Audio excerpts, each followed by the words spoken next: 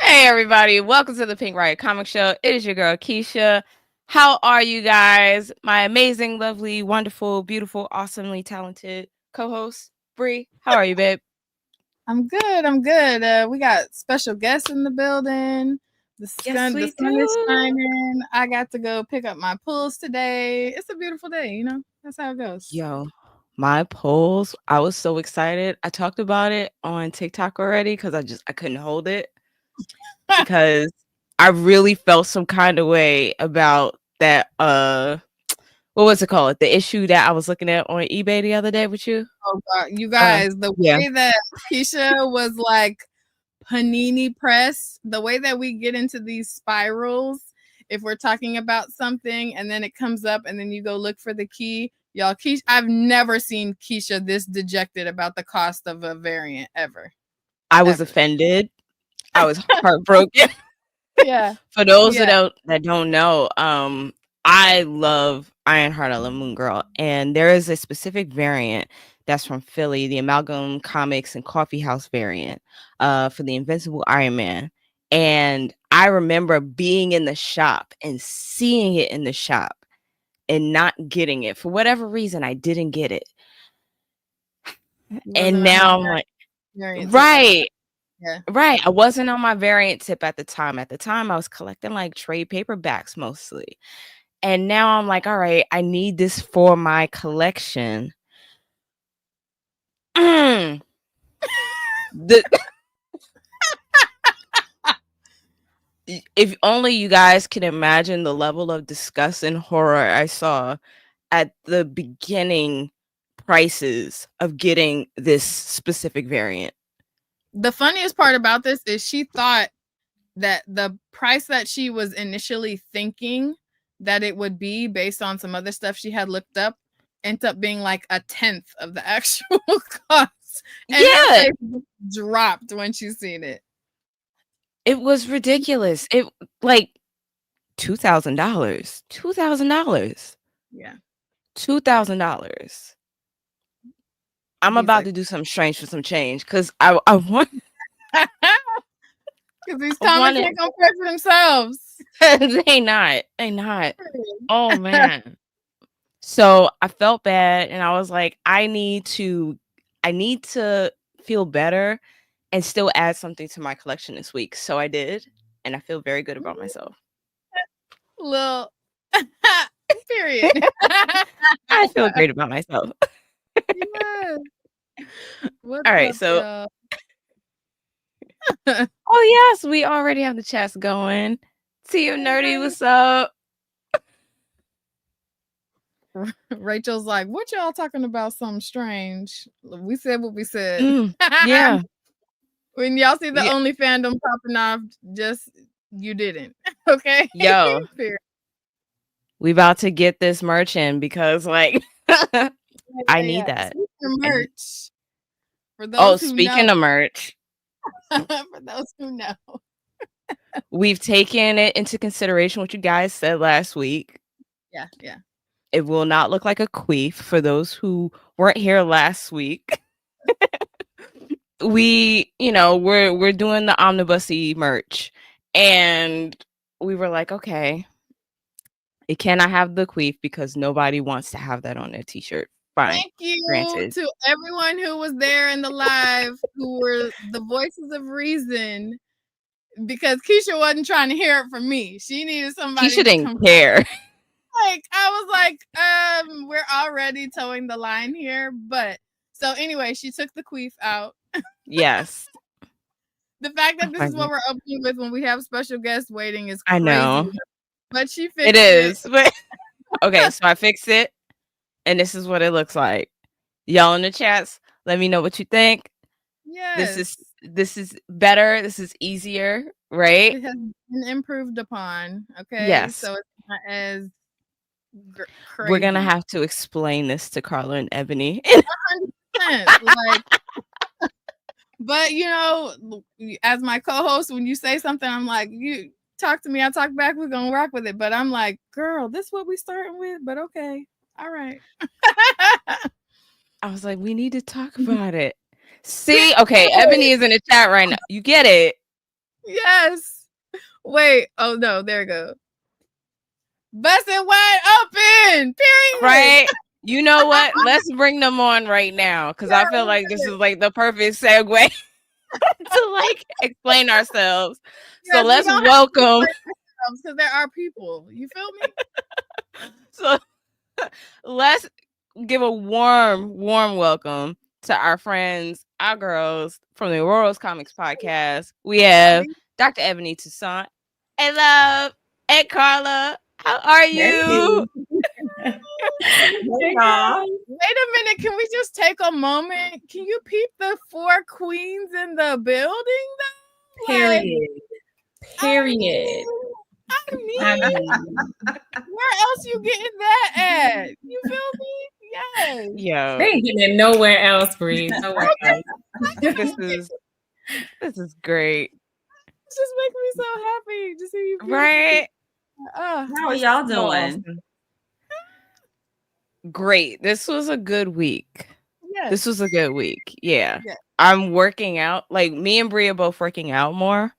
And this week I started seeing more definition in my arms and my abs. And I'm like, oh.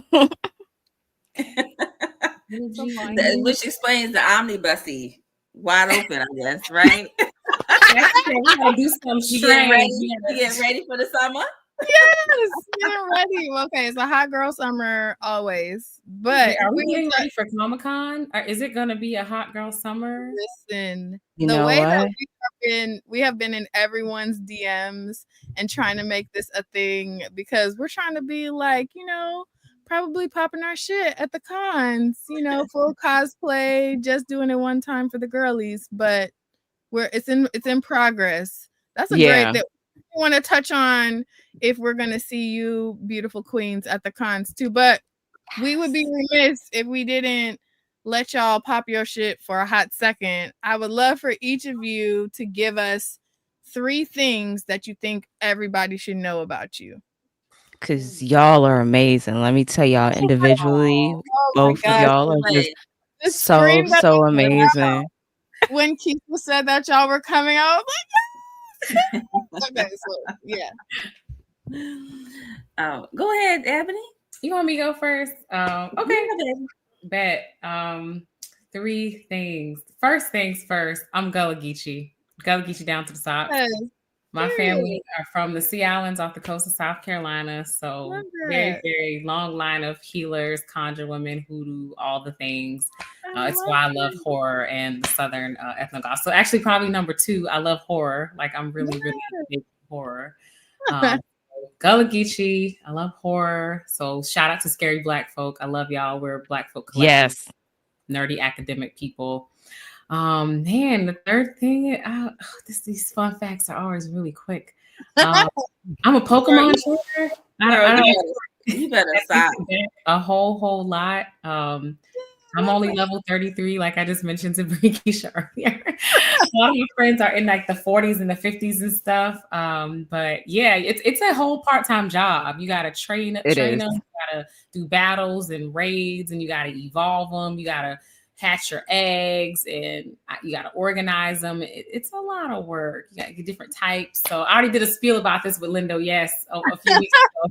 Because I kind of sort of influenced my 5-year-old to have a Pokemon themed party last year. But yeah, I'm Gullah Geechee, and I'm a Pokemon trainer. Boop. I love that. Quick question. From college is from Hilton Head, and I got to visit over there, and her family is like very much about that culture, and I learned a whole lot I had no idea about. So that's beautiful that you're in touch with that part of your culture. I love that. Yeah, Gullah Geechee and Gulf Coast heritage. So yeah, all coastal. Yes. Okay, quick question. Since you are a Pokemon trainer, what was your starter Pokemon? Like this gaming version? Yeah. Mm-hmm. For like forever. I mean, because I had a Game Boy Color, and that's when we had like Pokemon Blue. Yes. Yes. The cards. We went through the whole. I'm from a deep South and religious, so it was people thought it was demonic at a certain point in the 90s. I don't know if y'all remember that. I think Digimon kind of came out too, and but so I saw go way back a Pokemon. Like I made a joke previously that Ash Wednesday wasn't Pikachu. It was Ash. I've seen that. I go way back, but the game dropped in this version on our phones, like Pokemon Go, in 2016, I think, and that's when people were dying and walking into stuff, and So, what is your current start for this game? What is your current starter What was your current starter Pokemon? Oh, I have what's his name? It's a random Pokemon. At first, I had Pikachu, but then I was like, and then I switched to Charmander, and I was like, I want something different that people don't really think about like that. So I chose Palmo. He's so cute. Oh, Palmo, look at me, little boopity boopity. You know what? I ain't gonna hold you because my favorite Pokemon is Oshawott. Kind of look like me, amazing. What I say, owners start looking like their pets and vice versa. Look at that. That's adorable. All right, Karla, we got to get your 3 things. Yes. Well, I see. I'm good friends with someone who has been welcomed into the Bitterroot family. Yes. I can't believe that wasn't one of your 3 things. Oh, we gonna talk about it later. Don't worry. Yeah, we got her. I'm sorry. She's made me keep this a secret for like months now, and I'm like, when are you going to make your announcement that you are part of the family? I'm doing it now. So I'm sorry, Ebony. I can't keep it no longer. I can't. So she's a part of the Bitterroot family. So I'm really proud to be call her a friend. She has opened up my world to a whole new genre of comics. I was pleasantly surprised. I'm currently reading volume 2 of Bitterroot. I was pleasantly surprised at how fast paced it was. I do like it. It's still too many monsters for me. Ebony knows I like monsters. The second thing is I'm going through perimenopause right now. I have a fan right now because I'm just always hot and just sometimes I feel like exhausted, but walking, working out. I don't work out, I walk. That's the difference. Walking has helped me, creating has helped me, and just kind of embracing the nerdy part of me has helped because my emotions are tied to my hot flashes. I'm discovering. So so that's one, and a lot of the work that you'll see coming from me at this time in my life will reflect where I'm at in my life, with this pyramid journey. The third thing is I just founded Blaq Girl Comics. So that is talk about too. Oh, good. That is a publishing company that will center around the brown and Black girl experience. Of course, it's for everyone, but the heart and of the stories will be to celebrate as this new world that Enoch the poet has given me, the fantastical world of brown and Black girls. So those are 3 things about me. Yeah. I was looking at the website and I was like, because you're currently looking for people to collaborate with Blaq Girl Comics. And I was like, maybe I should look into this editor thing. I don't know. Like, let me use this degree right quick. Okay. Yes. Did you sign? Did you add your name to the short list? No, I said no. I'm gonna do it. Okay. I was definitely just like, okay. Well, you can send me a DM. Yes, send me a DM. Yeah. I love that you changed it and was like Dr. Ebony Toussaint, Pokemon trainer in Horo. I love that. Wait, everybody got a little white block but me. So let me change. I'm gonna change mine. How do I change mine?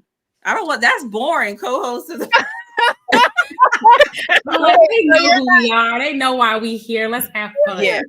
Period. Yeah. Wait. So we're gonna. This is the thing that we're like leaning into doing more with our special guests. Because you're not the first one who mentioned, like, we have our comic collector persona names, And that's just because we're corny and extra, but we love it. And usually people come, they're like, oh, that's cute, I should get one too. So now it's like, I think we're gonna do it where it's like, give you till the end of the show to think about it. That's a hard thing to just pull up with on the spot. I'm impressed, Dr. Ebony, because like, oh, period, say less. I got one on deck, but it took me a hot little second to figure mine out. So we'll give you the space, Karla, to think about it till the end of the show, but definitely be thinking about it.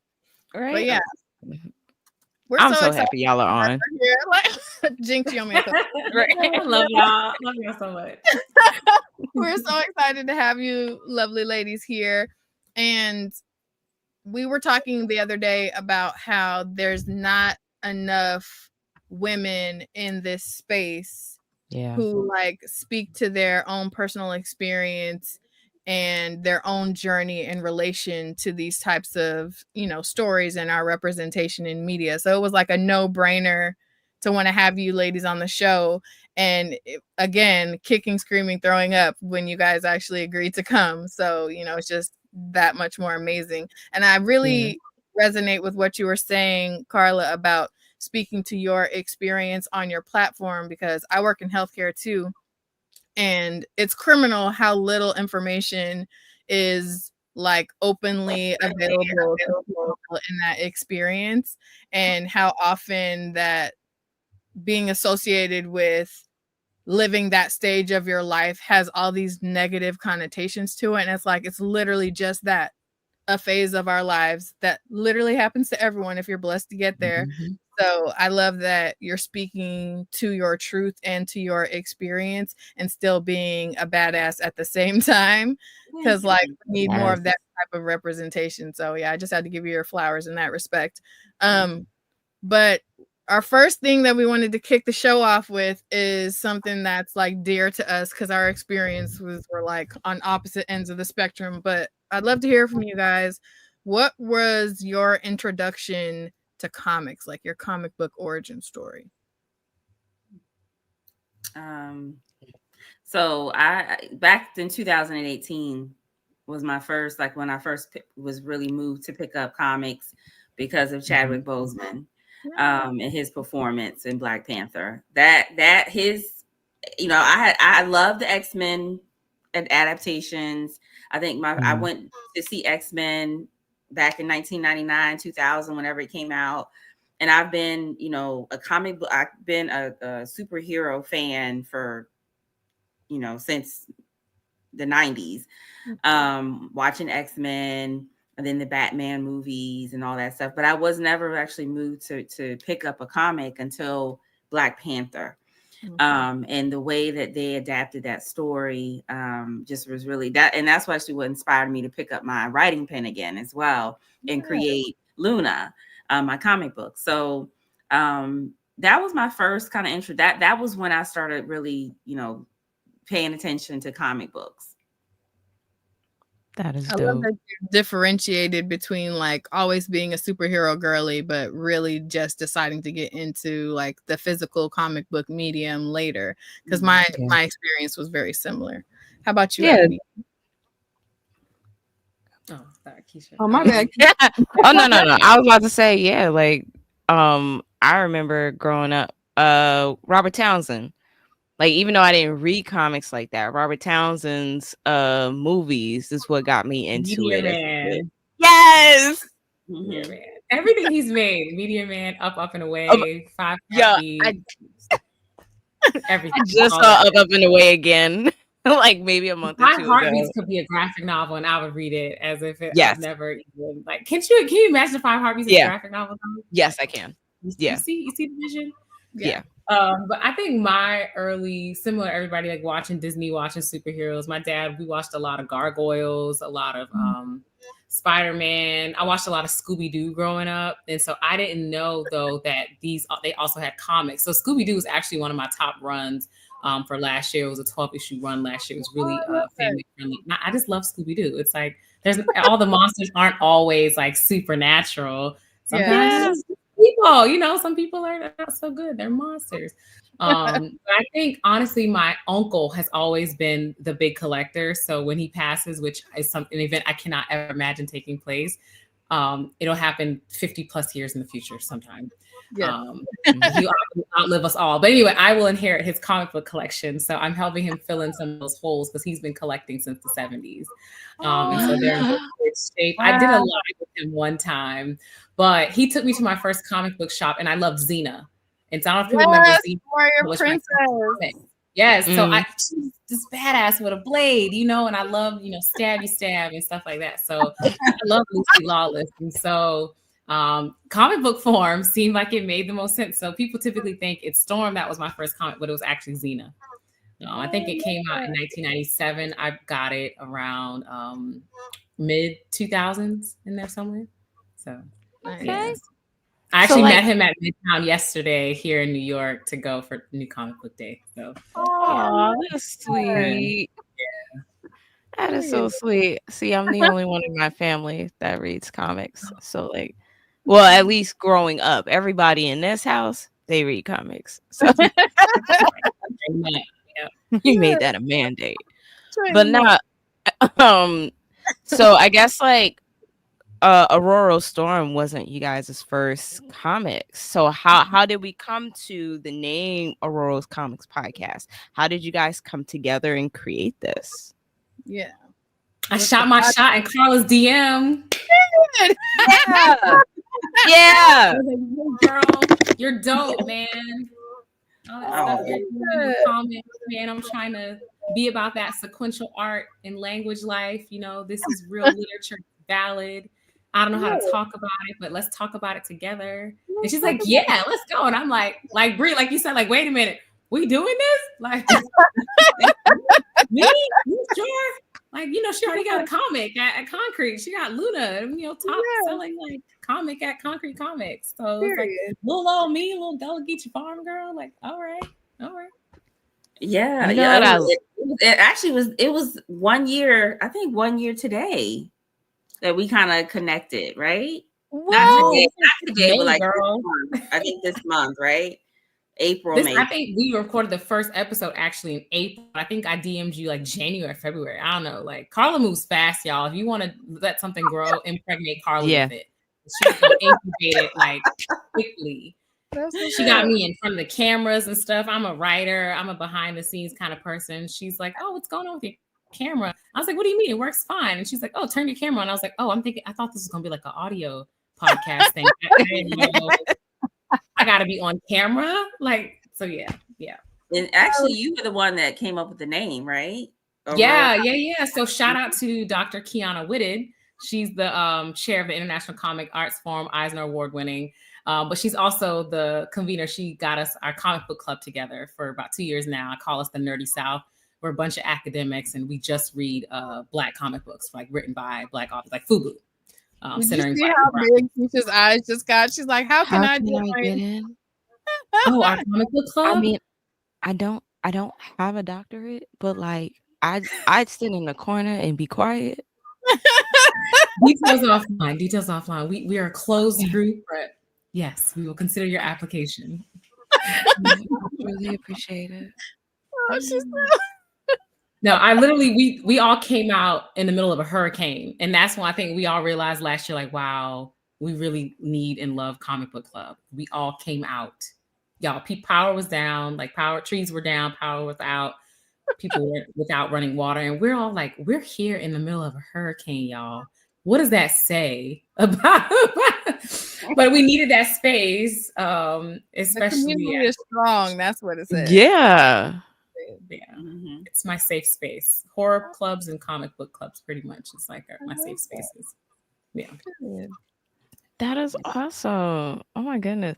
I'm kind of realizing like our personalities are coming off across screen, and it seems very similar, where you and Brie are very similar, and like big extroverted amazing personalities, and I just love it so much.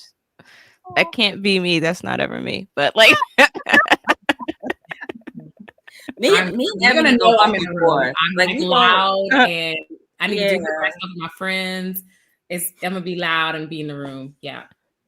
We feed off of each other though. I think we are good with each other because when I have the energy, like when I'm kind of like not feeling it and I don't have the energy, she comes through, and then vice versa. And like we both give each other the space we need to create. Like this season for the pod, like the first season, we were like every other week we were filming and reaching out. It was kind of fast paced, and but we loved it. But when I started going through perimenopause, and then my thyroid started acting crazy, I was like to Ebony, I was like, I gotta slow down. I can't do this. So it's like season 2 has been kind of like, we've taken our time with releasing each of the episodes, and she's 100% cool with that, and I think that we just kind of we give each other what we need when we need it. And I mean, it's really, even though we've only known each other for like a little over a year, it seems like we've been friends forever because we just get each other and we respect one another's positions and beliefs and where we are right now in our life. And so and Ororo, the reason why Ebony chose Ororo or Dr. Kiana, Ororo kind of represents for us, unity and strength and beauty. But she is one of the most iconic, figures in comic book history. So we want to be one of the most iconic podcasts in podcast history. So it was just a good pairing. But, I've been blessed to have her in my life, and she has been a creative rock for me, so yeah, but that's how it came about. That is so awesome. I love that y'all do have this amazing chemistry, because if I didn't see that in the post that y'all post, I wouldn't have known that y'all had just met recently, like within the last few years. Those people always say, but y'all, Karla, as much as she's talking about me, y'all, Karla can run the world. Okay, I'm not tech. Yes. No, I'm a yapper, and I'll talk to people, and I don't know strangers. I meet people, and boom, you are mine now. I claim you in the name of all things good. Yes, yeah. In Sanford Green, when she met, did you meet? Was that when you first? Okay, so last year in Baltimore Comic Con, we met. I met Sanford Green for the first time. Was that your first time meeting him? Same. So she keeps forgetting that was my very first time meeting Sanford. I had been chasing him down for like a year. I could not find him. I kept missing him at cons, and then finally, Baltimore Comic Con, the 25th anniversary. I'm like, Sanford. I was so tired. I gotta go talk to Sanford. So okay, so let me just tell you what she says when she says she's a yapper. That's true, but it's a good thing. It's a good thing because she actually that's how. Well, I'm not going to tell your story, honey, but anyway, it was this long line to try to talk to Sanford and get his interview, get his signature, his autograph, and so we were standing in line. And then, we I don't tell good stories, but we finally are in front of Sanford, and she just starts talking about how much she loves Bitterroot and her background and XYZ and this and this. And I tap her on the shoulder. I'm like, okay, one more question. One more question. Because this is going on, and we're like holding up the line. And then I don't know what she asked him. I don't know what she said. But all of a sudden, the whole conversation kind of shifted, and I saw Ebony. I was like, "Oh wait, okay, wait a minute. I'm watching something right here unfold." And so, go ahead, Ebony. Tell the rest of the story. This is your part. Recording or something, and he caught my accent. So y'all know we're practicing elocution if you speak other languages besides English as your native. Mm-hmm. And so when the camera was off, we tired, when you're tired, you're sleepy, hungry, whatever, frustrated, your accents will slip out. I think there's videos going on right now, like Essence of Black Culture, like when your accents slip out. I don't know if y'all saw it yet. Like, so I'll be like, oh, hope they didn't catch that. Like, oh, but Sanford heard it. So we're both Gullah Geechee. So he's from the coast, just like me. And he heard and kind of found out he's actually my neighbor. We live in the same neighborhood now. And I'm just talking about Bitterroot, and we just kicking it. You're at Comic-Con, that's what you can do. And I'm a yapper. And so he's like, oh no, this is great. I need you on the next series. Another run's coming. I'm like, of course I know another run's coming out. And so I'm just thinking like, oh, okay, that's so nice. You don't gotta do that. Like, I'm thinking he's just being nice, but literally invites me into the booth, like calls up the team. Like, I'm like, okay, oh my God, okay, he's for real. Like, this is actually happening. So he followed up after Comic-Con and everything. And so I've been working with the Back Matter team with John Jennings and Shelly Bond. And it's been dope getting to hang out with Chuck. Chuck Brown, also, he lives in South Carolina as well. And so he just did the Read Freely Festival at the South Carolina Public Library. And so it's just been great being working with the team and having like Shelly Bond say like, we've stepped up the Back Matter for this run, like, and she edited the previous volume. So it's like, oh, don't mind if we did. yes, in fact, we did step up the Back Matter for this run. I wonder why. Yours truly. But no, shout out to John Jennings and David Walker, Chuck Brown, Sanford Green, the whole entire team, especially for just being so welcoming and like easy to work with. Those deadlines keep coming. We have one more. So we've been turning in everything the 15th of the month. And so the last one, Karla knows, which I can't say here yet, but so the last issue dropping on the last Wednesday in July, which will be right after San Diego, that's going to be big. Like I can't wait till everybody, see that one. That's going to be like the biggest we've had so far. So so when Shelly Bond spoke that we stepped it up this one, I was like, darn right, we stepped it up, Shelly. We sure did. Yeah. Because even the signing event too at our local comic shop, Scratch and Spin. Shout out to Eric and John and Chad and everybody for welcoming me in the shop every week. And Sanford sees me. He's like, oh, because I'm standing in line to get him to sign my comics like everybody else. A girl is a girl. And so he's like, oh, you should be back here. Come back here. And I'm like, Sanford, I'm just gonna get my comics signed, like whatever. And so I was like, nobody's reading the Back Matter, Sanford. And he's like, wait a minute, who reads the Back Matter? And y'all, his lines like wrapped around, going out the door. Everybody raised their hand. I was like, oh, he's like, yeah, get in here. He's like, everybody, she's doing the Back Matter. Her and John Jennings, her passion's unmatched. She's great. And I'm sitting there like turning bright red, like, oh my God. He's like, and he's doing this. And he's like, everybody watch my child or my niece or nephew do their little trick at the family thing. And I'm like, oh my God, please stop. But I got to sign my first comic books, and like it was really sweet. People wanted me to sign their Back Matter, and I'm like, okay, the academic essays. But yeah, I'm so humble. Y'all are. She was so humble, right? I love it. I love it so much. She just now started putting the doctor on her name. She just started to say, Dr. Ebony. And I would forget she has a doctorate because she never introduced herself as that. But now I'm like, Dr. Ebony. Period. But hold on, we also do have LT. Yes, I know it was said but yes, Karla is a writer for Luna, Queen of Maro. He is right. The cover art is amazing. The story is beautiful. I remember I read the first issue. And the art is gorgeous all the way through. Yeah. We were talking about that the other day, more, how sometimes when you're dealing with like people putting their own stories out into the world, they don't have the same like financial backing or whatever as like a big 3 publishing situation. So you'll have like a crazy dope cover and then the inside art doesn't match. Nah. This is Konkret with Luna. They don't play.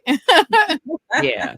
Gorgeous all the way through. Yeah. Shout out to Ian. Shout out to Ian Sebastian. I think Luna was probably one of his first like projects that was like an entire comic book. He would do pinups and things like that. But I think Luna was one of the first. And then once Luna came out, he got busy. So because everybody, but a lot of people are using him now for their stuff. But shout out to Ian Sebastian. And he actually started a new studio called Revival Comics Studio. So I think it's like 3 or 4 of them, and they kind of split up the work. He does the sketches, the inks, and then his partners do the colors. So yeah, I was really blessed to find them.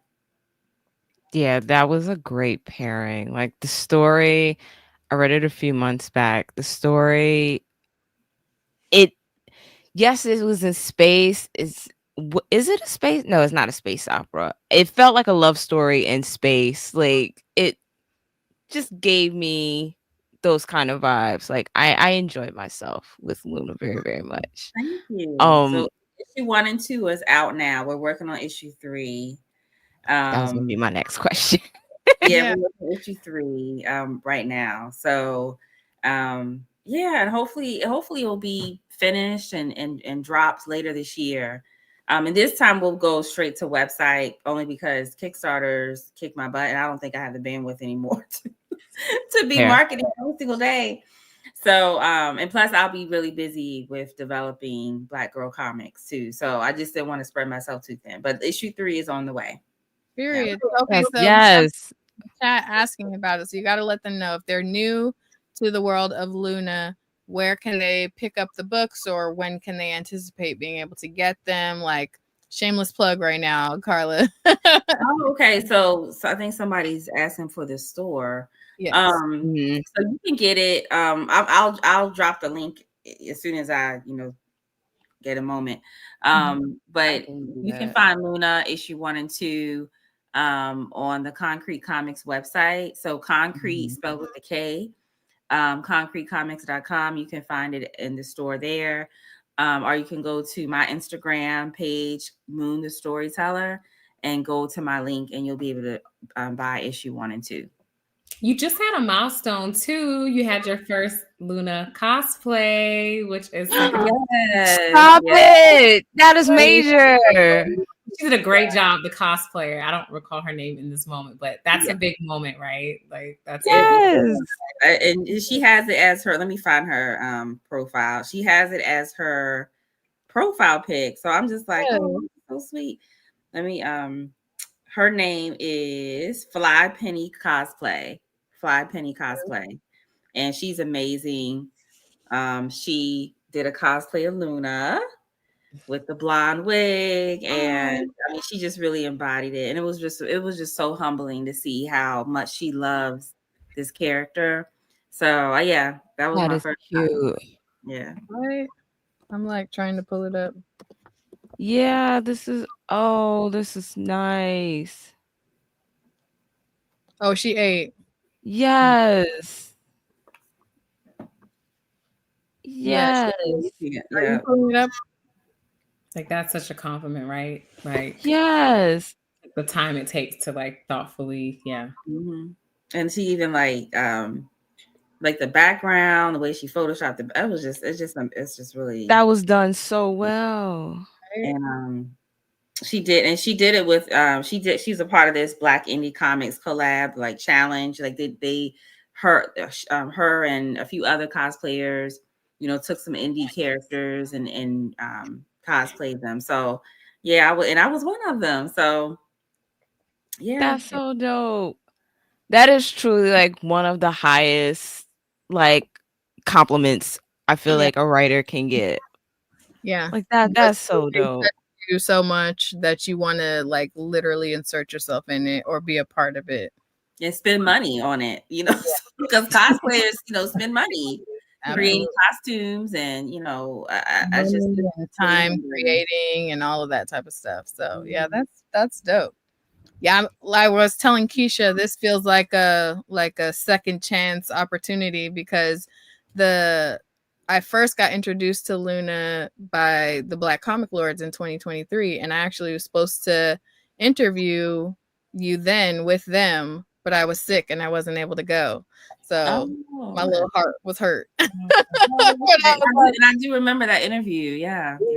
I was like swollen and sounding like a man, and I was like, I can't do it type of vibes. But yeah, the love was still there. So, but yeah, I'm just honored that we get to chat with you now because it's a beautiful book, beautiful story. I can't I need to pick up issue 2 and we'll scream about that in this space as well. And then you're saying that 3 is coming soon. Yeah, hopefully this year. Like the artwork is halfway done. So now it's just a matter of just making sure the final editing is done on the script.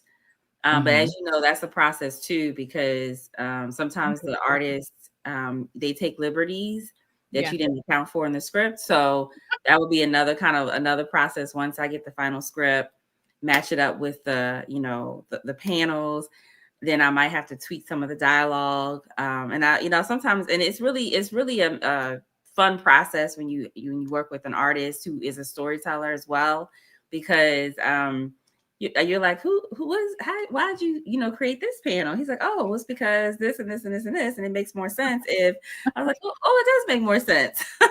So they kind of help you too with the editing process and making sure everything flows, and so so hopefully the end of this year, that Luna issue 3 will be ready.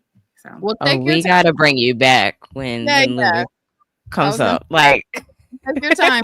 Know what you're doing, because the way that issue 1 is stunning, and the flow is so awesome that you're able to really just jump right into the story for yourself. Don't rush it, because if that's the type of work we get when you take your time, that's what we want to see. Keep moving forward with that. Got it. Look at that. Go ahead. Rachel always gonna show out. Y'all are so Rachel is always gonna show out and show up. Thank you, Rachel. That's so sweet. Wait, look at this. Oh, I said my heart is full of love and joy right here. That's so yes. I love it. Thank you. That is awesome. Yeah, so for those who don't know, because I gotta get back into that mindset, because we're now like downloading this and turning it into a podcast. So I was like, we gotta start reading this stuff. It's definitely a habit for both of us. Right. So D Buzo 701 says, this is the most beautiful collection of comic nerds happening right now. My heart is full with the love and joy right here. Thank y'all for all 4 of your efforts in expanding the culture. Yes. Yes. Thank you. Really sweet. That's the type of energy we love to see. Thank you for saying that. All right. Oh, M Shy is in the house over on Instagram. Hey, love. Hey. Excited to see a panel full of ladies. Yes. Period. Yes. Thank you. I'm reading a text message. Underappreciated book. One of y'all's okay, yeah. So let's drop that question. Same viewer. What is the most underappreciated/underrated book in each one of y'all's collection that more people need to be put onto? We love to ask for recs. So this kind of leads into another question we were going to ask, what are you reading right now? And this pinpoints even further. So yeah, I'd love to hear, especially if you could put us onto a Black indie book that we haven't heard of. We love to see that. Let me go grab it, because I forget the name of it, but it just came for me. I'm reading many comics right now, and especially I need to start writing these off because my husband's been getting on me because I'm actually a comic scholar, and it's getting serious. He's like, you're spending $150 every week at the comic book store, and I'm like, who's counting? And he's like, actually, I am. How dare. So I've been doing a lot of Superman, back history of Superman, because I'm gonna write Superman for DC. They just don't know it yet, but I was like, did we just get an exclusive? Okay, real quick, there's this to the universe. I've never been the biggest Superman fan, because I'm always like, we don't need 1,000,001 runs of this man. Please give it to some, minority character. But there is one specific run that I saw on TikTok that I was like, I might be interested in this. And it's the American Alien run. So I was like, I might be interested in that. I might read it. Maybe. Also, with the right Black creator on it, we put some respect on those other heroes, because Jamal Campbell did his thing. So it was like, we definitely gotta, Oh, yeah. With Superman Corps. Yeah. I'm here for a Dr. Ebony Superman story. Thank you. It started as a joke between one of my friends, and I was like, you know what? Now I am gonna write Superman. How about that?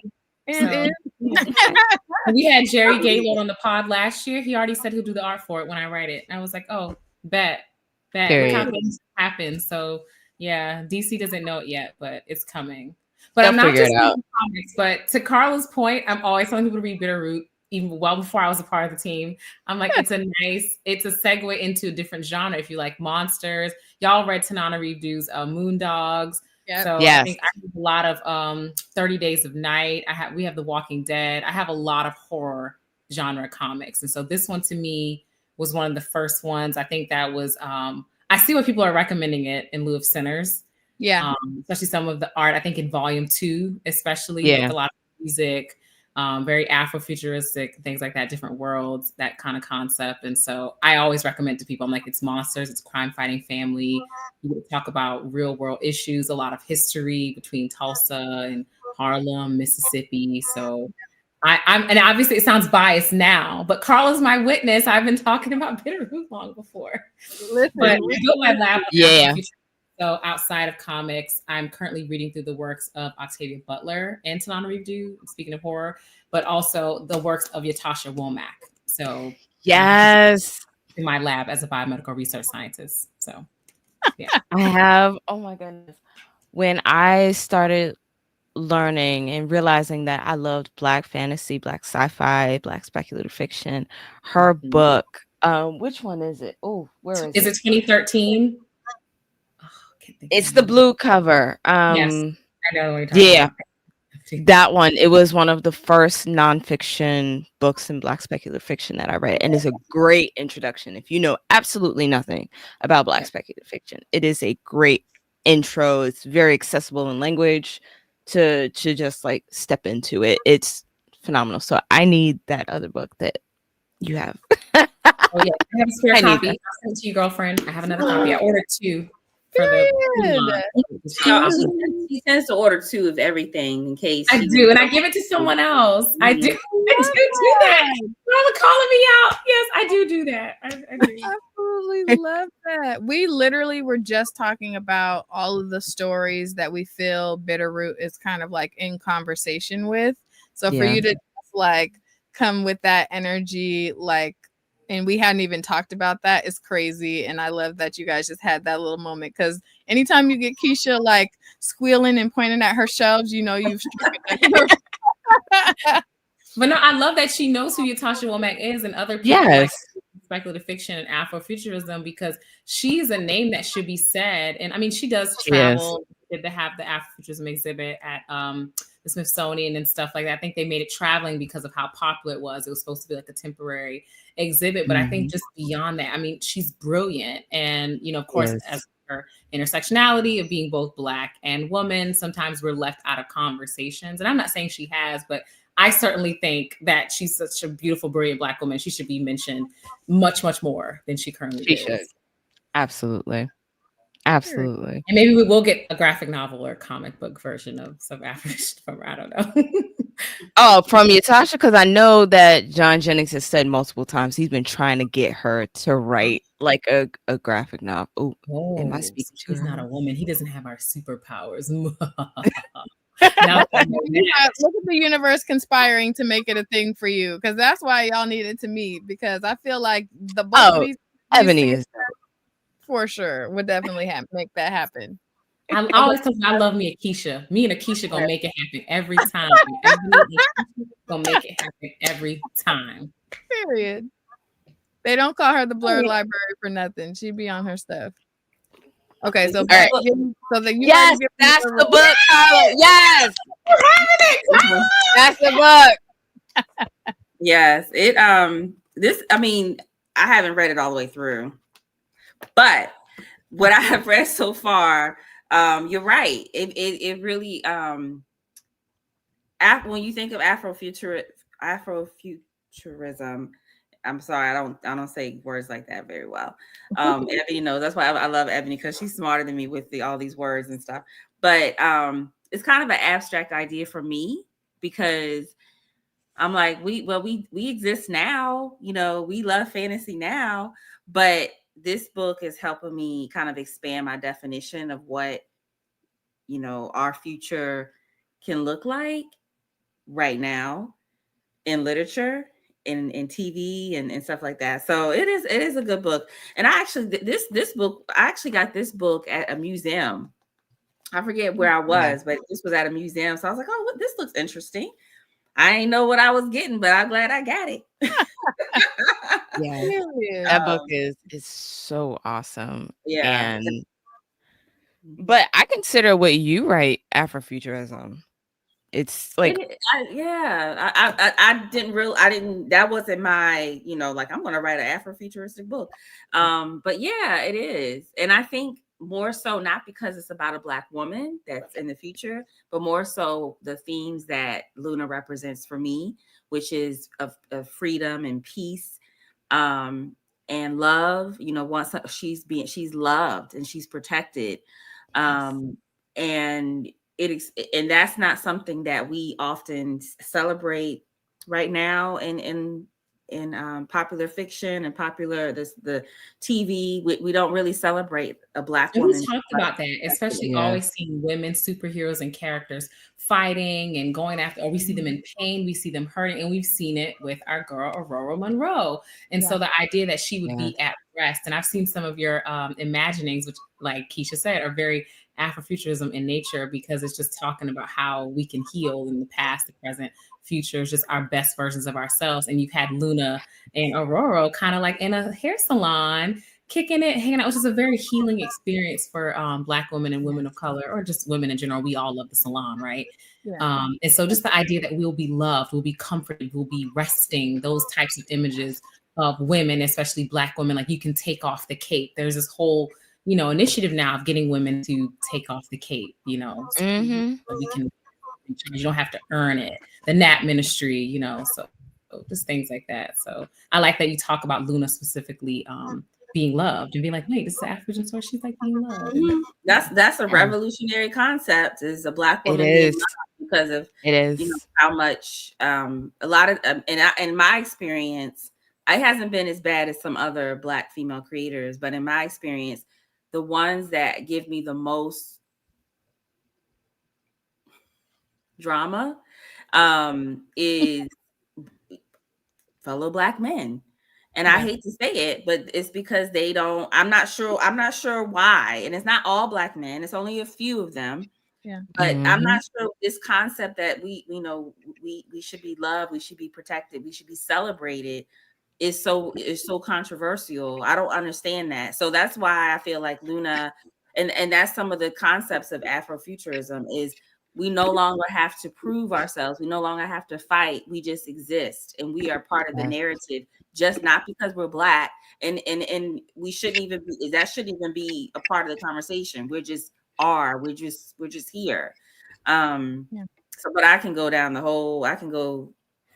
rabbit hole with that conversation. But yeah, Luna represents freedom and what happens when a woman is at peace, and how she's celebrated by the people around her, but also how she is the anchor, just like the moon for the earth. The Black woman has always been the anchor for humanity and will continue to be so for all of eternity. So that is how I am contributing to this conversation of Afrofuturism through my work, and hopefully through, my publishing company, Blaq Girl Comics, as well. Yes, I like that we've been talking about the moon and Afrofuturism and Black speculative fiction. I don't know if y'all have read Sky Full of Elephants by Steve Camp, because that person asked that question about everyone should I got to interview him. What's it? I got to interview him. He is amazing. Huh? Yeah, this is back in December with Sister Sci-Fi. And I have a standing thing with him where I will be interviewing him again later on this year. But that should be everywhere right now. I'm like, where? I'm like, maybe I'm missing it. But, yeah. Oh, it's on. It should be on Sci-Fi. Instagram. No, I mean, but you, but I mean, like the book. Everyone should be talking about it. Everywhere. Oh yeah. Everyone should be talking about it. It is absolutely fantastic. It is. If you don't know what speculative fiction is, I consider that like the pure definition of speculative fiction, which is a what if scenario, has that thesis statement of what would happen if all white people walked into the nearest body of water and died. Like, what does a post-colonial Black future look like? And he gives us multiple versions of it in different parts of the country based on what's happening at that time, and has he has taken into consideration every variable that could possibly take place. And I appreciated and loved that so much. I could talk forever about Sky Full of Elephants. It is a beautiful, beautiful book. So yeah. What's it called? Sky Full of Elephants? Sky Full of Elephants by Sibo Campbell. And yeah, okay. It talks about like Black utopias. So like if you're gonna take that book, Hours by Philip Williams, and then the El Penelope book. Hold on, what is it? Leslie. Yeah, Daughter of the Merciful Deep. Yeah. Like there's a couple of other books like just speaking about Black utopias and what happens with Black people. Like it's brilliant. Got it in my cart. And I'll shout out my friend Stacey Robinson. His work is on Black utopias and spaces of peace. So he's also in our Scary Black Folk Collective. So shout out to Stacey. I've been on my quest lately to bully him and others. I'm like, if this is your work and you're creating a syllabus or gonna keep talking about this, you gotta have Sky Full of Elephants on there. Like Black utopias and spaces for peace. I was like, this is right up your alley, friend. I was like, he said it's on his list. I was like, no, move it to the top of the list immediately. Period. You gotta hold your friends accountable. If they say they're about something, top of your list. I'm doing my Superman research, top of my list. I love that. Okay, one time LT. Yeah. Okay, so Bree, do you have a underrated or unappreciated book in your collection?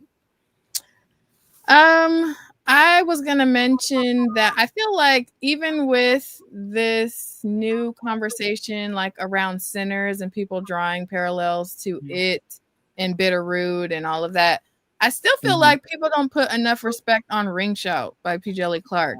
That is still burned on the front of my brain. And I wish more people would like acknowledge him and his work. I haven't read a P. Djeli Clark book that I did not like. Period. Yeah. Autobiography. He's great with humor.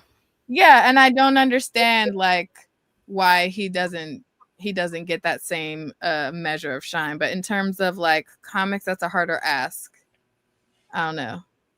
That's a harder ask. I'm gonna have to think on that now. What about you, Keisha? The Keeper, also by Tanana Redo. Yeah. That whole Megascope line is like the words out of my mouth, Keisha. Literally the entire Megascope. I'm like, this is my personality right here. Yeah. I just read After the Rain. That was my first introduction to Megascope, and I loved it. It was one of the comics that made me go, oh, I could read horror in comics because this was great. And it made me fall in love. You said anything from Megascope. Have y'all read Devour too? Yeah. We read it all. We were lucky enough to get blessed with early copies of that and inhaled it so very quickly. Yeah. Where true Megascope stands around these parts. That was my number 2 comic or graphic novel for 2024 for a reason. It was Big Jim and the White Boy. It was number 1, but Devour. Yes. I still gotta read Big Jim and the White Boy. Oh, Keisha. I know. The only reason I'm not doing it is because I haven't read it either, so don't worry about it. I'm always late to the recommendations. Right, like the only reason I haven't read it is because I wanna read Huckleberry Finn, then go into James, and then go into like I want to like hit those in a very specific order because I feel like it'll just make the experience even better. That's the right order. Some of us in the book club, we read Big Jim and the White Boy first, and people are saying they're disappointed with James because they read Big Jim first. Then there's some people who read James first, and now they're reading. We just read Big Jim and the White Boy for our book club book last month. So so your order is correct. I'll just say just from like anecdata from the book club. Now I feel like I'm gonna be let down with James. I know it just won, but I feel, going to comic book graphic novel, and again, David Walker is a genius. Not that Percival Everett's not, because people said probably should have won the award, the prize. It's different for like other books he's written, but yeah, not that this one isn't worthy, but yeah. So I haven't read James yet, so let me know if y'all are gonna get into James. Period. We got more people in the chat buying Luna issues. We love to see it. Thank you for supporting. Thank you. Thank you so much. Yes. But real quick, I'll get into mine. Mine's for comics is Blerd. I don't think enough people give Lawrence Lindell respect or even know who he is. Blerd. Hold on. No, I have on shorts and I don't need my booty out on camera. Blerd. Yeah, so it's about these 4 teens, and they're all Black and queer, and they are Lawrence Lindell Blerd, and they have this space at a community center where they have their crew, and they end up getting into it with this hotep and this white lady, and they get kicked out the community center, so they're trying to find a new home for their group. And they go to this store, I believe, if I'm not mistaken. They go there, and the old head there is just like reaming them, but it's filled with love. And there's so much about mental health and community. And they end up having like this zine fundraiser through it all.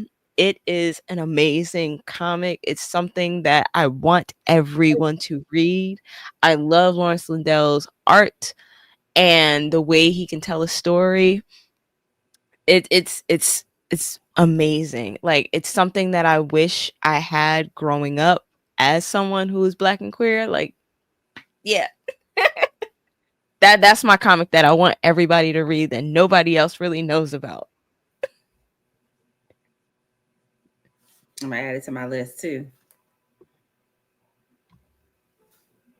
Hey, and it's hilarious. Yeah.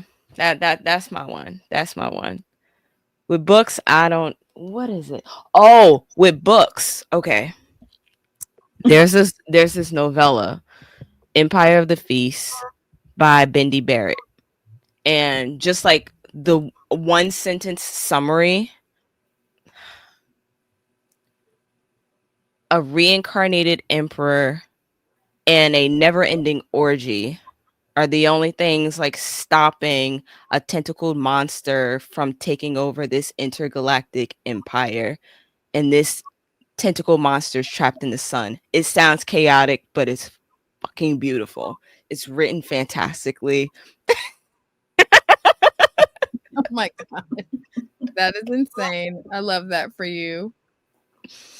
Karla, it is brilliant. You got your books out that you wanted to show us, the indie books, and then didn't really get to share them. Oh yeah. So as far as like novels and things, I really like Cerise Murphy. She's the founder of Virtuous Con. Yes. I can't find the book now, but she had like a little short story anthology between with two seas. Yes, with the mermaid, and she had this story about this alien who embodied a Black woman's, she embodied a Black woman, and she the earth, and it was like the Wild Wild West, and it was just a lot of boxes were checked for me with that. It wasn't about slavery, it wasn't about racism. It was just more about, it was a love story, really. So I really like, and I haven't read her other things, but she has more books, but her name is Cerise Murphy, and she's actually based here in Maryland. And then as far as indie, Jason Primrose has adapted his novel 2025, the Lost Children of Andromeda, into a comic book. So this is his issue. Well, how did I not know about this? Right? I know he's been quiet. I don't know where he at.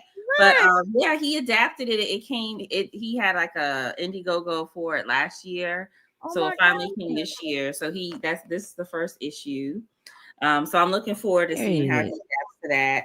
Then there are some fellow ladies from Legend Comics, a female founded comic publishing company, and they have a series called Spider. So and I like it because it's family friendly. So my son can read these the series. And I just got by New Horizon Comics. That's Legend Comics. Hold on, can't see. Yeah. Legend Comics. Yeah. Yep. This is Legend Comics. They have like a series of books based on different characters.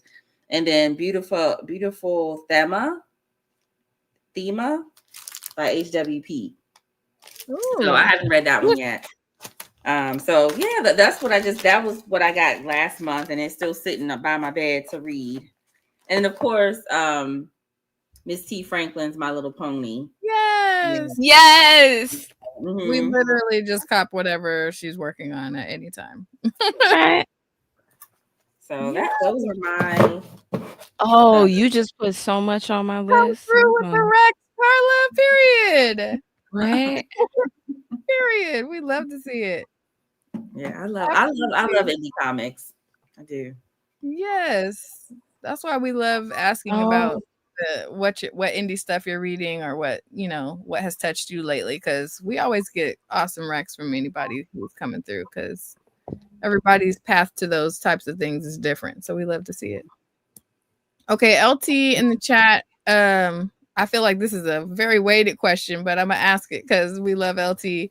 Please share your thoughts on the parables novels and what we are seeing right now politically, Dr. Toussaint.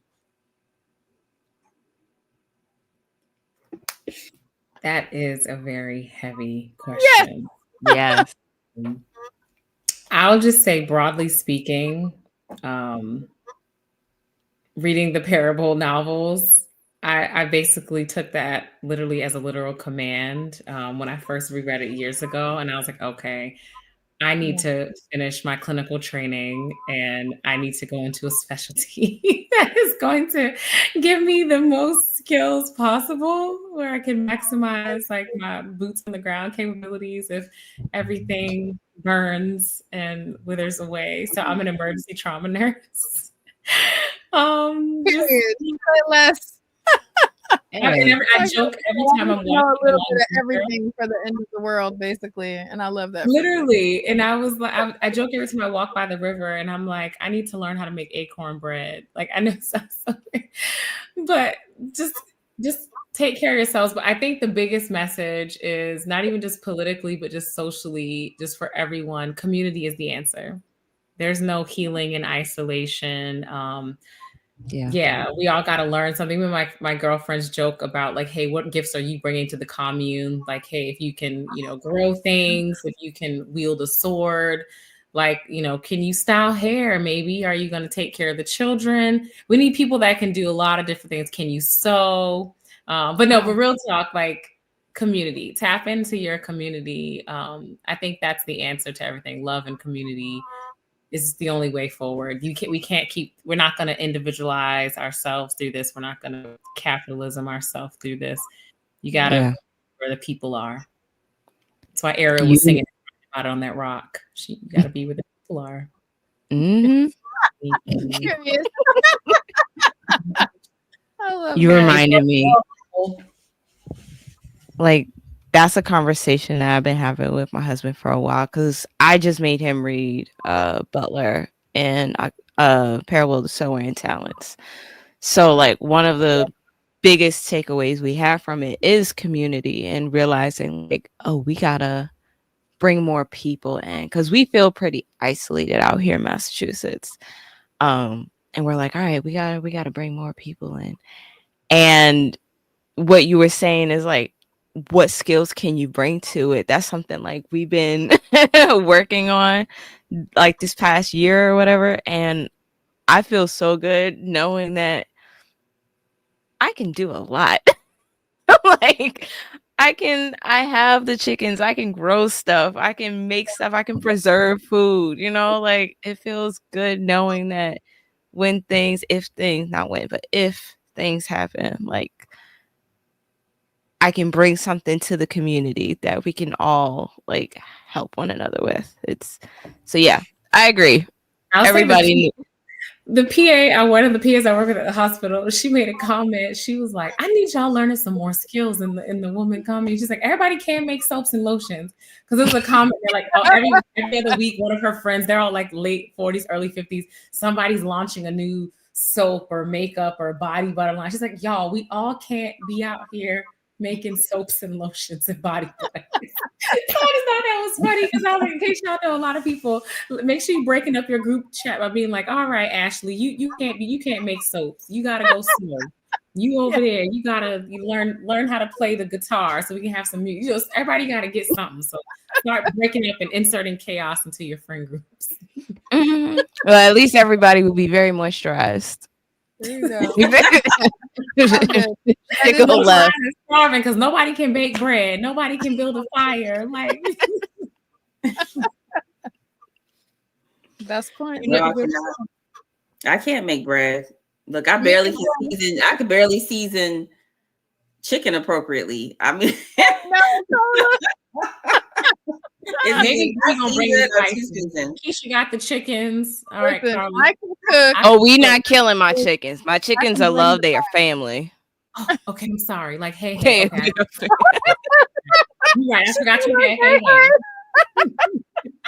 Oh, I love it. No, she has names. My sister has chickens and goats. She has 2 goats and chickens. She loves it. It's very calming for her. It lowers her blood pressure. It's like they're like her children, and I don't know if it was a lamb. I didn't really look closely, but something just had a baby, and she sent us the pictures like it was like a real baby. Like it was from different angles, and so do you have a farm, Keisha, or you just have like a little? So I have an acre. And I have enough space where I'm trying to get 2 goats, because you can't have one. So I'm trying to get 2 goats out here, and I was going to get more chickens, but we are overrun with eggs, if that even makes sense in this economy. What's going on? We have excess of everything right now. But yeah, I haven't market. Huh? I say that requires talking to people, and I'm scared right now. Well, you got to be making quiche. You got to be baking all kinds of pies, making merengue. I'd be making all kinds of stuff with them eggs. Oh, I do every weekend. And then people are lost selling their eggs at the hospital. This is how crazy, y'all. The eggs are so expensive. I'm in South Carolina. Well, not right now. I'm in New York, but people are selling their eggs at the hospital for cheaper than the grocery store dozen eggs. I don't sell the excess eggs. I just give it away to people. So like anybody Yeah, I'm big on that. So like we have a fairly large garden in the front of the house, and any excess food we have, I just give away to anybody who's walking by or anything like that. Keisha in the apocalypse, because she's gonna have the eggs, she's gonna have some of the herbs. Okay. So, see you. Oh yeah. Jams and everything else. I know how to make bread. My kitchen I have a utilitarian kitchen for that purpose, because I can make anything from scratch right now. Like I'm very proud of myself for that. That's good. I can't. Right, Karla? I'm like, listen, I'm bringing the vibes to the apocalypse. Like, let's get a sing along going. I'll tell you a story, but somebody else will have to make the things, I'll bring the wine. There you go. Period. I watch enough zombie movies where I know where we need to lock down when things go crazy. So we gotta get you sewing, Bree. Crochet, knit. Oh no, I can sew. Yeah. You bringing more than vibes. See, bringing more than yeah. A little light work, you know what I'm saying? I don't got no chickens, but we out here, Yeah, sewing is major. There you go. You can patch up the holes. Ain't it? I can patch up a hole and add a button somewhere, but I can't. Look, that extends the life of a garment, so that's good. And Bree got the braids, so maybe Keisha can grow us some of like the plantain fibers and stuff we need to make the healthy, safe hair. You know, we're not doing hair with chemicals in our commune and stuff. Oh my gosh, that's crazy. But I love this conversation of us like going back to because like the way I view Afrofuturism, it is very much the what is it called? The eco aspect of it. I gravitate more to that and being like, all right, whatever future we look like, we have to go back into nature and develop a healthy respect for it and understanding it, learning it, interacting with it. Because I do believe that the soil, it invigorates, it soothes, it's just helpful. So yeah, I forget where I was going with that. So I'm going to stop right here. That is one of the themes in my comic book. That's actually one of the themes that, you know, the universe, look at me, you didn't got me started. So I really do firmly believe that we were created to live, to draw from, you know, the environment and draw from the cosmic energy that we, you know, that really we haven't been able to experience because we haven't allowed ourselves to be fully immersed in this experience called life, you know? So in the book, I call them energy keepers, and they have learned how to harness the energy from the universe, which gives them their power. So it's kind of like a metaphor for what I feel like we as Black women do every day. We have to harvest what we have around us to give us more than enough energy to get through some of the things that we are kind of forced to endure. So, but yeah, I mean, but I actually do believe that there is something, you know, and I believe in God. And I believe that he created us with this ability to tap into this side of ourselves that we haven't been able to tap into yet. And then one day, you know, we will be able to do that. But I don't know when, I don't know how, but I feel like we have powers that we have not tapped into. That's why we can imagine certain things, you know. Yes, imaginations we have. So I just feel that I wholeheartedly agree with that, Keisha. I just think that we just haven't been able to unlock that part of our brain yet. But once we do, you know, I think that it's gonna be you're not gonna be able to stop us. Yeah. Hold on, Shy is saying so much over here on Instagram. She's like, cutting F up at this convo. I almost slipped in the shower when sis said we can't all be in the commune making body butters. And then she said, that's Bree, energy keeper, vixen of vibes. Period. It's necessary, you know? But see, this conversation is going to make people go and think about Afrofuturism and their community and being like, yes. Hey sis, what are you doing? Are you going to be doing hair? Are you going to be cooking? You be doing herbs, tending to the animals? Everybody cannot make body butters. Carla said we're going to be moisturized. I mean, Sky Full of Elephants was talking about the people detangling her matted hair. And I was like, okay, so we're going to need some stuff, but... Yeah, not everybody. No, not everybody. See, I love how the skills that all of us are somewhat bringing to this apocalypse party, if you will, have to do with the lens that we view Afrofuturism through. Because the lens that and this has a lot to do with John Jennings. I got to view a virtual chat that he did with Nalo Hopkinson during the pandemic. And it was speaking to Afrofuturism being rooted in the audacity of hope. And I feel like that is very much like related to the vibes, because if you have all of these skills, every time you type, we can hear it. I feel like if you're not write stuff down. fair. if you don't have that connection to some measure of hope or a way to view yourself in the future or past this current turbulent moment, then how far will those skills take you? You know what I'm saying? Because people get into, like, I experienced this firsthand. That's why my book club came to be, because people were really in a low place at the peak of the pandemic because they didn't have community and they didn't have that opportunity to like speak to the joys that they typically would be used to experiencing and were currently or at that time deprived of. So yeah, I think that it speaks a lot to like perspective. And yes, I make jokes about bringing the vibes to the apocalypse, but you do need somebody with that energy, with that perspective to like keep that outlook upward instead of in a negative place. I don't know. Oh no, facts. Because I'm gonna be the Debbie Downer. Like, look, the world is ending. Let me go. But no, you're actually. The world is ending. Let me go take care of my chickens. But I got my chickens. Did you see?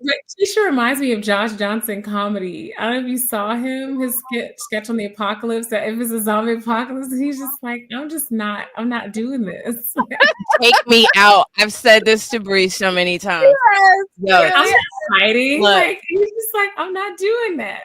Zombie apocalypse. I'm sorry, especially if they're running fast. Take me out immediately. I want no parts of this. I can't even see birds in the trees. I'm done. So wait. I gotta know. So Karla, are you fighting? Bree, are you fighting? Who's fighting? Who just like, all right, I'm a zombie or I'm gonna die. That's it. I'm fighting tooth and nail. You hear me? Same. I'm getting the sword. It depends on what situation. It depends on my situation, because if I'm in a dire situation, just go ahead and take me out anyway. Because I don't want. I'm probably already tired, So I don't want to just I'll see you on the other side. This is what I say whenever these conversations come up. I don't want to get to wherever we go after this and have to explain to my ancestors that I gave up. I don't care. And I love that for you so much. That's just like so valid. It's so strong. The way I explain it, I let go and let God. Like, Karla, if you don't pick up that sword, let's go. It'd be like, I gave you the tools to survive and you didn't use them. I'm sorry. No. Our bloodlines had to fight to get us here. And like you said, I'm gonna go meet you in the great beyond and be like, our bloodlines did not take into account running fast as zombies, and for that reason, I'm out. I promise you, nobody in my bloodline signed up for that. And I can, me and Keisha, I don't know. Well, Keisha, I don't know if you like this, but I can say, go ahead, y'all. Go ahead. I'll distract them. Depends. It depends. I'll just take one for the team, and I'll be grateful. I'm just you got to have that conversation with the ancestors on your own. But I'll be like, she did look out for you, girl. For a hot second, she held them off. But no, I would much rather you like make the effort and we do everything that we can to survive. I don't know. I can't do it. I couldn't just. If it's the zombies like in. So they may get me anyway, but I'm gonna have to at least try. If it's the zombies from monsters, it may be monsters. Like that's monsters, cool. See, I feel like Bitterroot monsters you can kind of get away from. Like if you're remote enough, like you put your commune in a remote enough place, you may not have to deal with it too much. But if they're fast, if they chase, we're done here. If they stay fast and chasing, because there's a difference, because like there are some zombies like in Girl with All the Gifts where they don't really like after they get to a certain phase, they don't move, or they have like little thingies that spore out of their mouths and stuff. So like that, or like they don't move until like you breathe near them, and I'm like I could stay away from that. That seems safer. Then we were talking about this before. The Walking Dead zombies are just like, they move slow, but if you get enough of a herd of them, then you're in trouble no matter what. But then you have like the World War Z zombies that are like running at full speed, climbing over each other. No, I can't be hunted. That's crazy. That's scary. But see, there's something to that though. Experiencing that level of fear will like kick in that, you know, fight or flight response, and you'd be surprised what you're capable of in that situation. That's true. True. Yeah. So Shy said, community building. What gifts are you bringing to the commune, and are you going to fight or run/die? See, we can't let you just give up, Keisha. You're the one with the food. Protect me. Help me. Protect me. This is why I don't leave the commune. I'm not helpful outside. Like outside the walls, I'm not helpful. I can't. You won't be going out to gather supplies. You will stay inside. Yes. Yes. Cook the food, probably. Period. Unless they vote that everybody has to eventually serve on a tour and go outside to gather supplies. Like we rotate who goes and gets supplies. But then she can just pull her weight because she's like, I don't got to go nowhere because my chickens ain't going nowhere. Period. Period. And I can cook bread from scratch, y'all. Don't forget that. Right? Yeah. Don't be sending me to get supplies. Yeah, period. This has gone completely off the rails, but I love that. I love it. Hold on. Shy says, plot twist, take me first. I'm biting clan members in their ass. The fact that that's immediately where she went to is everything. And I love that for her. You know what? I respect that. Like, if you're going to take me out, I'm taking a bunch of people with me. Absolutely. Oh my gosh. Wait. Okay. So let's try to get this back on track a little bit. We talked a little bit about Bitterroot, and all of us are in, you know, our different stages of experiencing it. I think the overall gist is that we all love it very much. That being said, the conversation that it's in with movies like Sinners, I have to know, have you guys seen Sinners? Give us your sound bite about it. Yeah, I'm on my third, so I feel you on that. But yeah, give us your take on Sinners. I have not seen it yet. Ooh, you're in for a treat, Karla. Respect. I am a daughter of the Black American South. I am Southern through and through. Long line of healers, conjure women, hoodoo, boo hags. So, and my grandfather was a preacher. So very much grew up on that dirt road of everything is either sacred or secular. There's no black and white. It's either of God or it's of the world, and you gotta hate the world. And just the language that is used, the writing is beautiful. The Afrofuturism scene is beautiful. And I think Tananaridu actually posted that somebody said it was horny, and I was like, yes. But you could tell Ryan Coogler respects women. Yeah, because we got what we needed. We didn't get. I hate over the top sexy. It makes me uncomfortable, and it's not that I'm not in touch with my sexuality. It's just it's not artistic. It's not necessary. He gave just what we needed. Not too little, not too much.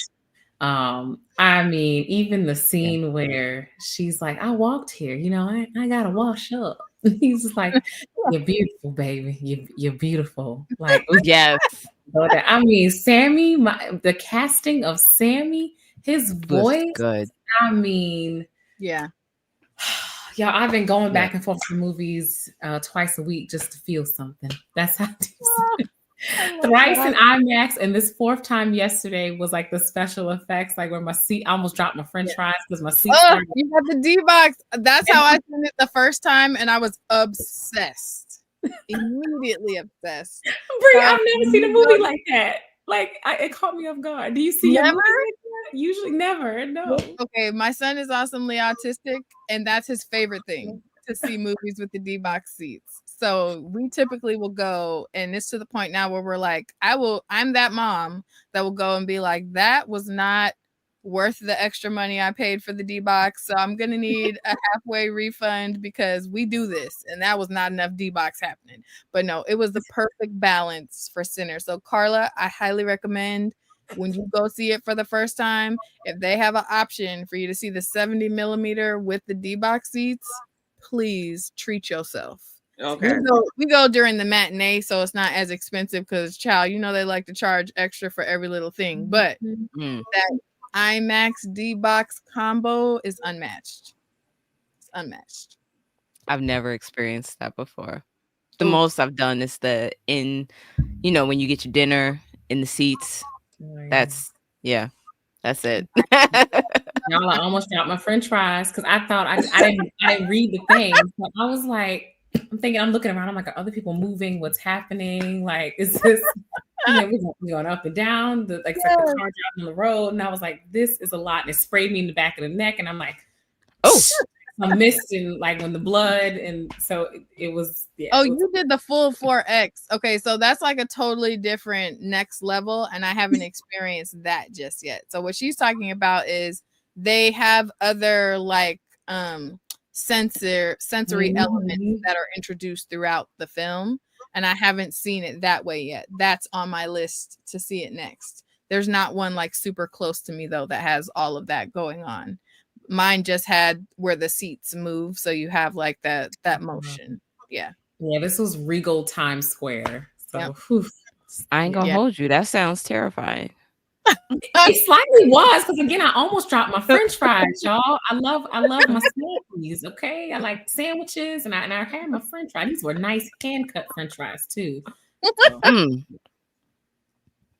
Okay, so you loved it, Karla. We're gonna get you in the theater sometime soon. You gotta move quick because they're bringing back the 70 millimeter at all of those today. Locations. Yeah, so from here on, you got a week, I think. So you got a week. Yeah, they're only bringing it back for a week. So the way that they do it with the 70 millimeter is whatever the hot ticket release for that time has priority for those larger screens. So the reason why Sinners stopped being in the 70 millimeter at most locations, except for mine in Oakland, period, is because Thunderbolts came out. And so that was a new release. It's a big release, so it had priority for those screens. But people were screaming, hollering, crying, throwing up to have Sinners come back into that format, because people are really showing up to support this film. It's $85 million away from having the $300 million mark. And which would put it in conversation in comparison to the Avatar movies, and that's crazy for it to be a Black-led independent project. So I'm encouraging everybody to go see it multiple times just so we could step out and show folks, you feel me, just go see it again. So more Black directors could get the deal he got, because that was an amazing deal. Not the deal he got, the deal he fought for, because it's been done before, but the fact that he stood on his ground after that story getting denied for multiple years is really admirable, and I love that people are showing up to support it. So we're going to scream about it until it's out of theaters, and then we're going to tell y'all to buy it on Blu-ray and DVD combo pack, because but yeah, we wanted to definitely speak to Sinners because it's a hot thing and we don't want the buzz to die down, but it's also we got the Ironheart. We got the first trailer for Ironheart, and when I tell you, finally, up until the day before it dropped, I was furious because I'm as much love and shine as all these other MCU projects have gotten, why is it a month out and we're just now getting a trailer? And I was like, okay, I guess I can give it a little, because I can see where Ryan Coogler would be can Sinners get its shine before we move on to the next thing? And it's literally like that. It got its second wind with the 70 millimeter, and he was like, all right, bet, now let's drop the trailer. So I am going to scream about this because Ironheart is one of those stories for me, but we had to ask, since you guys are here with us on this particular episode, have you seen the preview for Ironheart? If not, we're prepared to show it so everybody can watch it with us. But we have to talk about this. I have, but you have yeah, let's see it again. Yes. Yeah. Let's see if we can do this. Let's see if Keisha is I believe in you, Keisha. I believe in you, Keisha. Look at that. Yeah. I'm so good at this. Yeah, you are. You're crushing it, Queen. Make it full screen. We need to start doing this on our podcast. Yeah.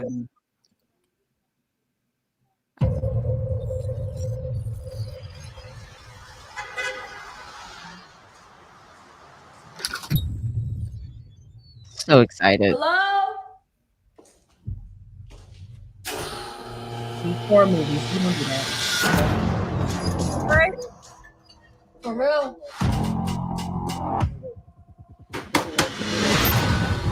Welcome, Riri. In less than 3 minutes, the air in this elevator will no longer be breathable. Oh, what is that? You're Riri. You'll suffocate and die unless you break into the device on the floor, where you'll find a gas mask. Good luck.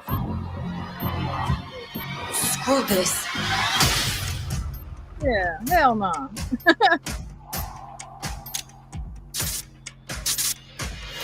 As a homeowner, that scared me.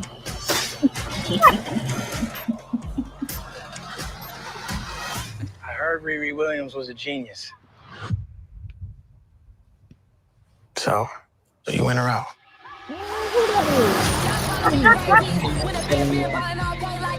Riri, I see you. I see you're fed up, waiting to be acknowledged for your greatness. You are not the first genius at MIT. Later. How come you're not working at one of those fancy tech firms? After my internship abroad, I want to build something undeniable, something Important? iconic. It's a brand new I can give you the tools to help you carry out your vision. But anyone who's ever accomplished anything iconic in life has had to do some questionable things to get it done. What will you do, Riri? You've bitten off a hell of a lot more than you can chew. I could chew a lot.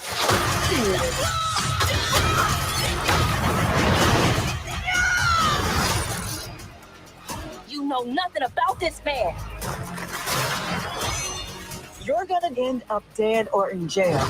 This is so much bigger than that. Yeah.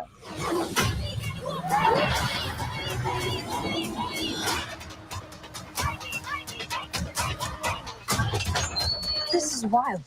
A shady bunker. My bunker's not shady. Would a shady bunker have that on the wall? It's literally above a crate of self-guided missiles. I'm returning those.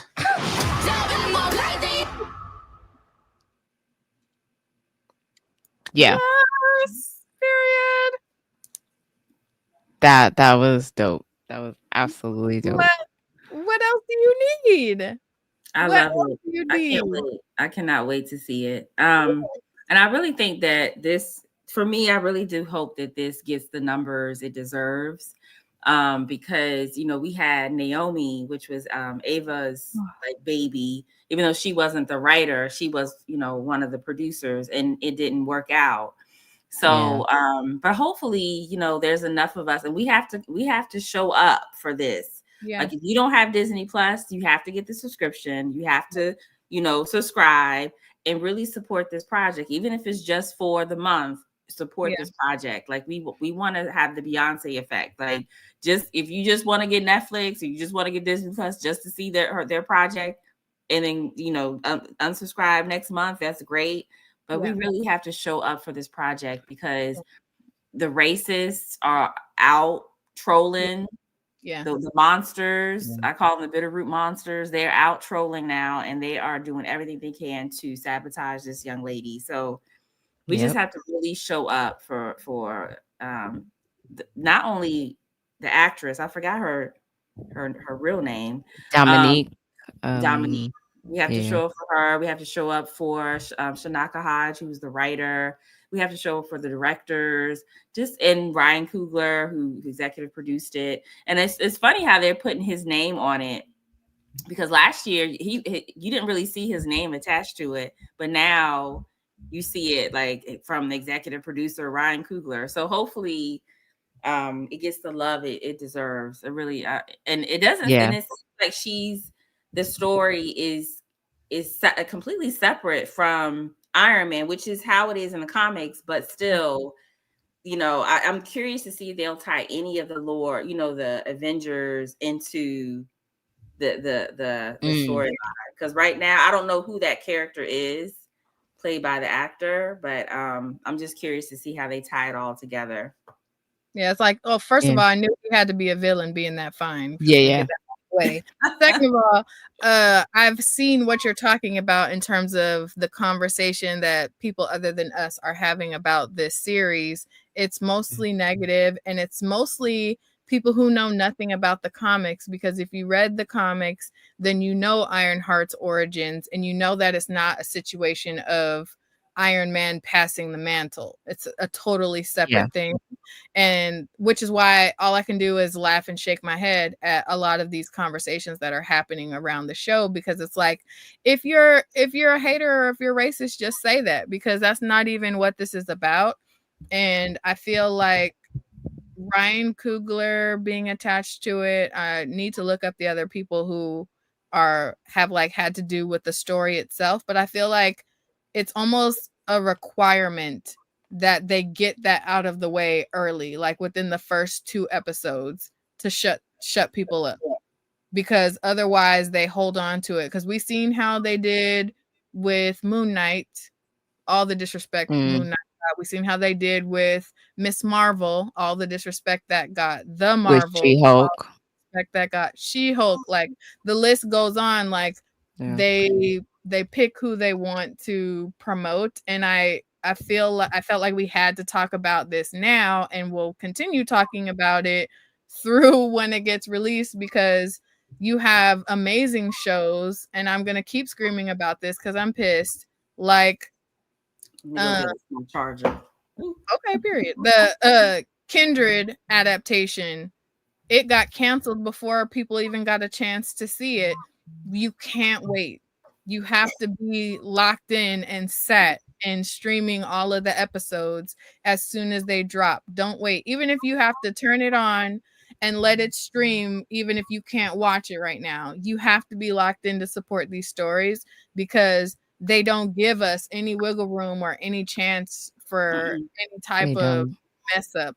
Even we've seen it with Sinners. Like, even though Sinners ate down at the box office that first weekend, Variety literally found a negative way to spin the numbers they were doing. So it's like, they don't want to see us win, so we have to show up for ourselves. So y'all prepare to be sick of me, because it's about to be Ironheart, because I want to see more from that story. I felt what you were saying, Karla, about Naomi, like, for the way that it was promoted and produced, I felt like it was solid. It held its own next to other similar such shows from that network, but we didn't get to see it anymore. The Batgirl situation was entirely filmed, and they still scrapped it. So it's like, it's not about not recouping your money or whatever. They're just not setting it up for our stories to be prioritized. Yeah. And it's not because they don't think that it will be successful. They know it will be successful. They know that. And we've had several projects that have proven that if given room to breathe in the budget, it will be successful. It's that they don't want to see it successful. They don't want that. They want to control the narrative. So I personally think that Ironheart will, hopefully if we show up to support, and it's not just us in the community, there are other, people of other cultures and backgrounds and races that want to support this project. But I think we really have to make sure we're supporting this, like you said, from day one. Like, we have to. Otherwise, they're going to say, well, see, we tried, but it just wasn't. It It just wasn't profitable. We just couldn't do it. And it seems like they had a big budget for this one because I mean that CGI ain't no joke. So I just hope that it does what we want it to do. We should talk about the comics too, coming up on both of our respective pods and platforms. Yes. Ironheart Bad Chemistry came out, was it this year, I think? And then Eve Ewing's Ironheart came out a few years ago. So yep, John Jennings, and I think he was in the IG chats, but John Jennings one shot came out, which was amazing. And I think like that's my only thing that has me going, I'm still gonna watch this no matter what. I need to like preface that. Right. But I fell in love with Jennings' villain, Kim. And I don't want to see any other villain. And I'm so afraid. I'm so afraid of this new villain in the show replacing Kim. I'm like, no, that this is my perfect villain for Riri. Like this is perfection here. And I don't really want that to be messed with. So hopefully they keep them separate. I don't, keep what have separate you. Or, show up for the show. So that way, when she gets a movie, that could be like, you got to come harder with. We're going to show up no matter what. I'm going to show up. Like, I didn't even need yes, the trailer should have dropped early. And I'm happy that, the community bullied Marvel into putting this out. Because that's exactly what I saw online. Yeah. I would have watched it no matter what. Yeah. I'm going to be watching Ironheart no matter what, because I was there, like I said, in the beginning of the show. I was there in the beginning, when Invincible Iron Man was out with the Amalgam Comics and Coffee variant. Like, that was it. I know the Brian Michael Bendis character of Ironheart. I know the Eve Ewing. I know John Jennings. I know now Justina Ireland. Like, yeah, I'm here for this. And Vita Ayala. And Vita, yes. Yo, we're here for this. I'm here for this. We're not new to this. We true to this. We showing up.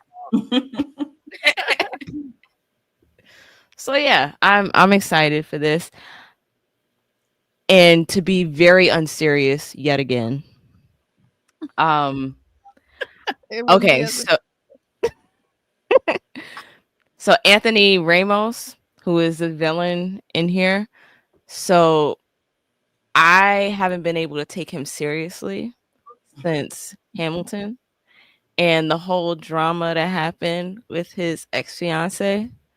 And because thank you. Every time I look at him, I'm like, Same. Like, you dumb mother. Yeah. You fumbled hard. I thought it was just me, Keisha. I swear, every time I see him now, I'm like underwhelmed. Whatever. Yeah, right. Whatever. Not giving whatever. Look at him like that. I don't think I want to know. What's no. I'll tell you. Peggy Schuyler. What's Jasmine Cephas. Yeah. Yes. Jasmine Cephas. Yeah. He was. I don't want to know, Keisha. Don't ruin it for me. Fine, whatever. Keisha, I'm glad we're locked in because, baby, anytime I see him, I'm like, mid. Wait, was it problematic? Somebody else, right? Oh no! Transformers. I'm like, yes. Like, it's so petty, but I'm with you, Keisha. Thank you. Someone else said it out. Pettiest one-sided beef ever. But I can't stand this man's face. It's me and you. It's 2-1. 2 versus 1. I don't know what happened. I'm with you, Karla. Ebony, Keisha versus Anthony. Yes.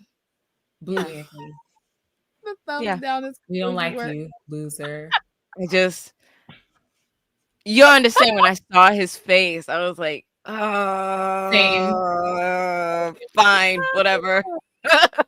And I want y'all to know, I will keep the same energy when I see him on the red carpet. Nothing will change. Yo.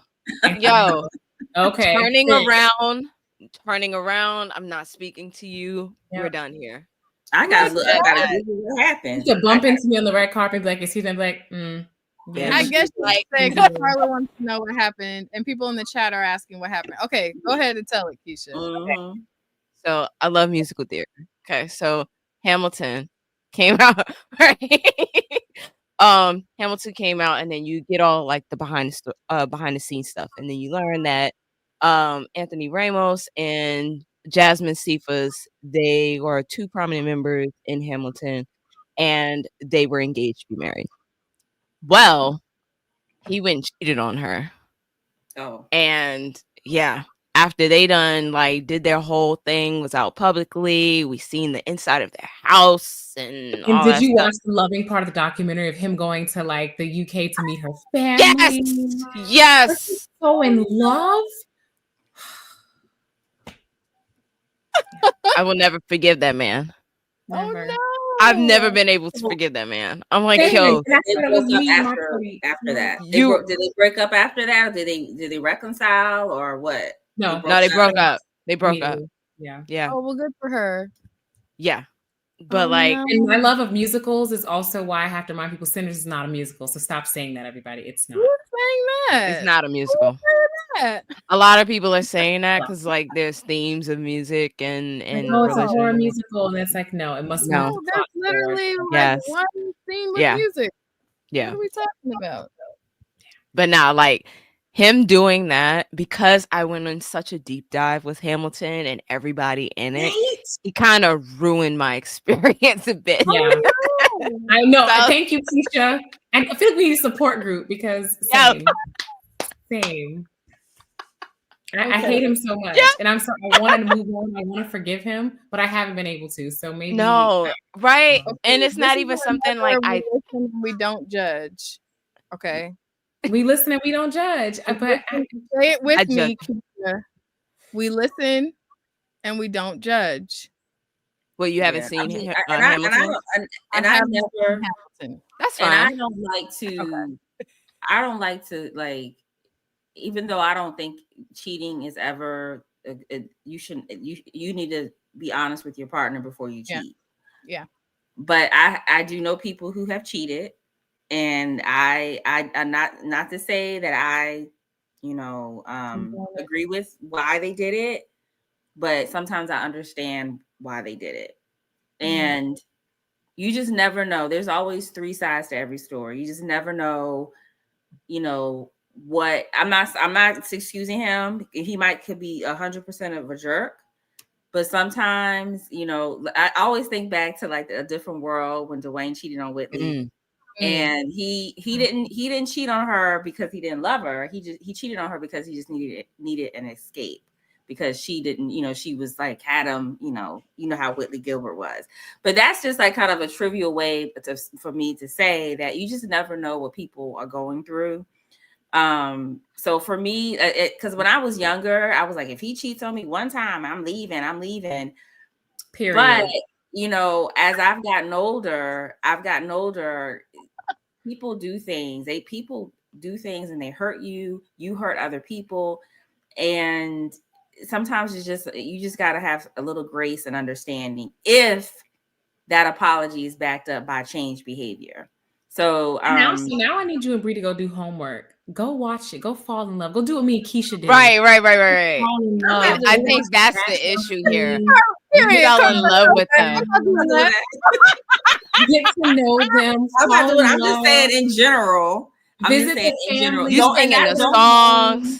That's do Hamilton choreography. Don't get attached to these people now. You cannot get attached to these stars and celebrities because they will disappoint you every single time. Every time. But I'm just saying in general, we just can't, write somebody off because they made a mistake.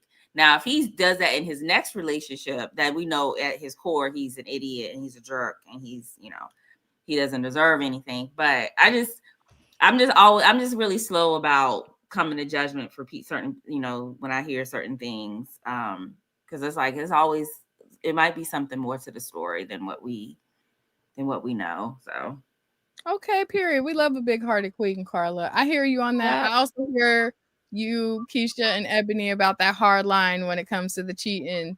I can respect both sides of it. I don't have that particular lens. I didn't even know who me and Keisha got the eggs and the herbs and the emergency trauma for the commune. Okay, so just keep. Y'all, me and Karla got kicked out the commune. Stuff. You see how they do? This is why you gotta have rules. Social contract. We got our wine. We have our wine, Bree. There you go. Your wine and your forgiveness can't be. I hope y'all are home, right? Really forgiving everybody and stuff. Oh my God. The vampires, Keisha. She's all love and fellowship. Like, I hope that keeps y'all satiated and all of that. We good over here. You see how they really just kicked us out the commune over this? Leaving us to starve. Over this man. But you know what, Ebony? I forgive you. I forgive you for saying that. I forgive you. You can't come back in, Karla. No. I will not let you back in. Why you need to invite? I forgive you. Why y'all need to invite all of a sudden into the Oh. Yeah, be wary of anybody who's asking for an invite back in the comments. Dang, you see how they do it for your own people. What happened to the sisterhood? They said no. That means we were bitten. That means we were bitten. If we have to invite, if we need an invite back into the commune. That's crazy work. That is crazy work. Oh, period. How you doing, girl? Hey, Tosh. What up? Oh, me and Tosh. Let me tell y'all this, y'all. Oh, okay. Me and Tosh are co-writing a new project. Ooh. Yeah. You get any tea on the Pink Riot Comic Show? Yeah. I mean, I think Tosh, we can say it's a fantasy manga. Yeah. I don't know if that's those two words. Jira. Actually it's called, so Jira is another project, but the project that me and Tosh are working on is called My Sister is a Dragon. Oh. I can't. We haven't figured out the log line yet because if we give the log line in the wrong way, it'll give away what happens in the story. But we are working right now. We're getting the folder together. We're getting like the story Bible together, and hopefully within the next few weeks you'll see some pinups of the sisters. So. Okay, something to look forward to. Period. Yeah, she was always been. Tasha's been on my bucket list to work with, so I'm really honored. Yeah, I'm really honored that she agreed to write with me. So I'm really happy about that. Yes, Queens unite. Wait a minute. Okay, after all of this shade y'all were throwing at me and Karla, Rachel said it was only ever rumors. No one ever said anything publicly. Don't care.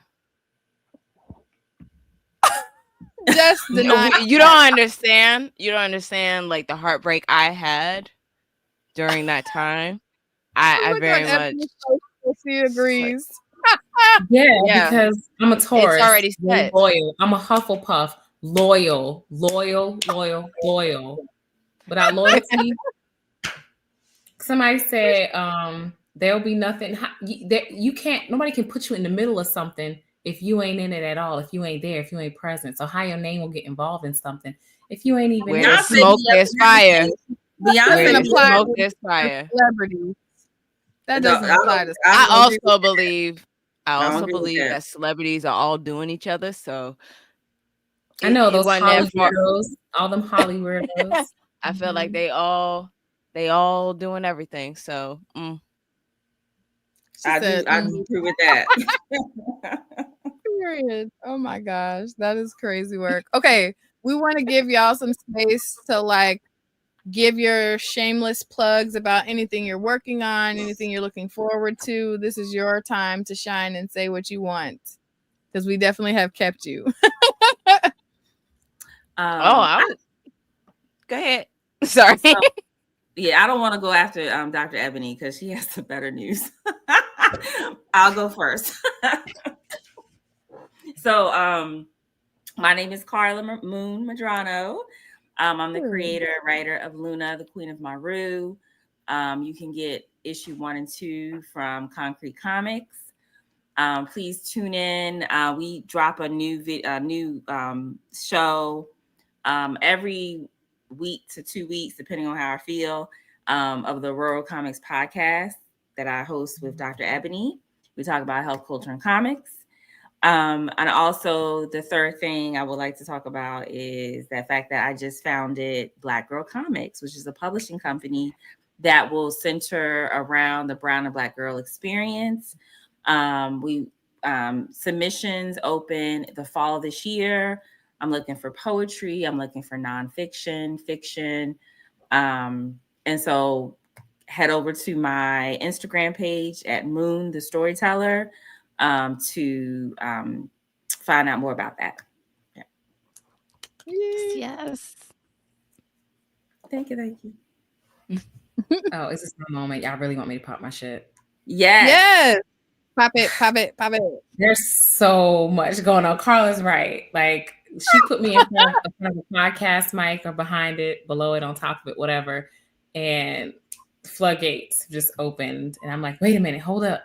I need funding. Yeah. I'm a biomedical research scientist. I need funding for my laboratory. So girl is still in the process of doing that. I sent her Afroofuturism and intersectionality in that lab, and it's all around Gullah Geechee health. So in the process of getting funding for my lab, 2 ops coming soon that I really think are gonna work out. So hope your girl gets, back in her lab soon. But everybody knows I've been working on Bitterroot, the next movement. So been the official correspondent for the Back Matter, interviewing some amazing people and co-curating this with John Jennings. I mentioned earlier that Shelley Bond is the editor. Oh, Keisha. Thank you, Keisha. Yes, because I screamed when I saw your face. Thank you. She told John that we stepped it up for this Back Matter, and I was like, yeah, we did, because Dr. Ebony on the 1 and 2. So that's been really, really fun. I think we have the comic shop coming up this fall, the series. I think they've been shooting and everything, so I'm an associate producer on that project. And supporting Dark Paint Comics, a lot of different comics projects coming up. Wait, you're part of that too? I mean, it's New Orleans, it's horror. That's why I didn't want to go after her. There's a lot of horror and Afro punk. I mean, hello, like literally, it's me written all over it. So I'll be at the Comic Studies Conference this summer. I don't know if y'all will be at Michigan, but I'll be there. And then Karla, we all have we'll be at San Diego Comic-Con. So yeah. Wait, yo. Cassidy's yet to but we will be in San Diego. Are we missing something off your resume? Yes, Are you writing? I'm also writing a book. Yes. Thank you for all of the people out there that remind me that I need an assistant apparently.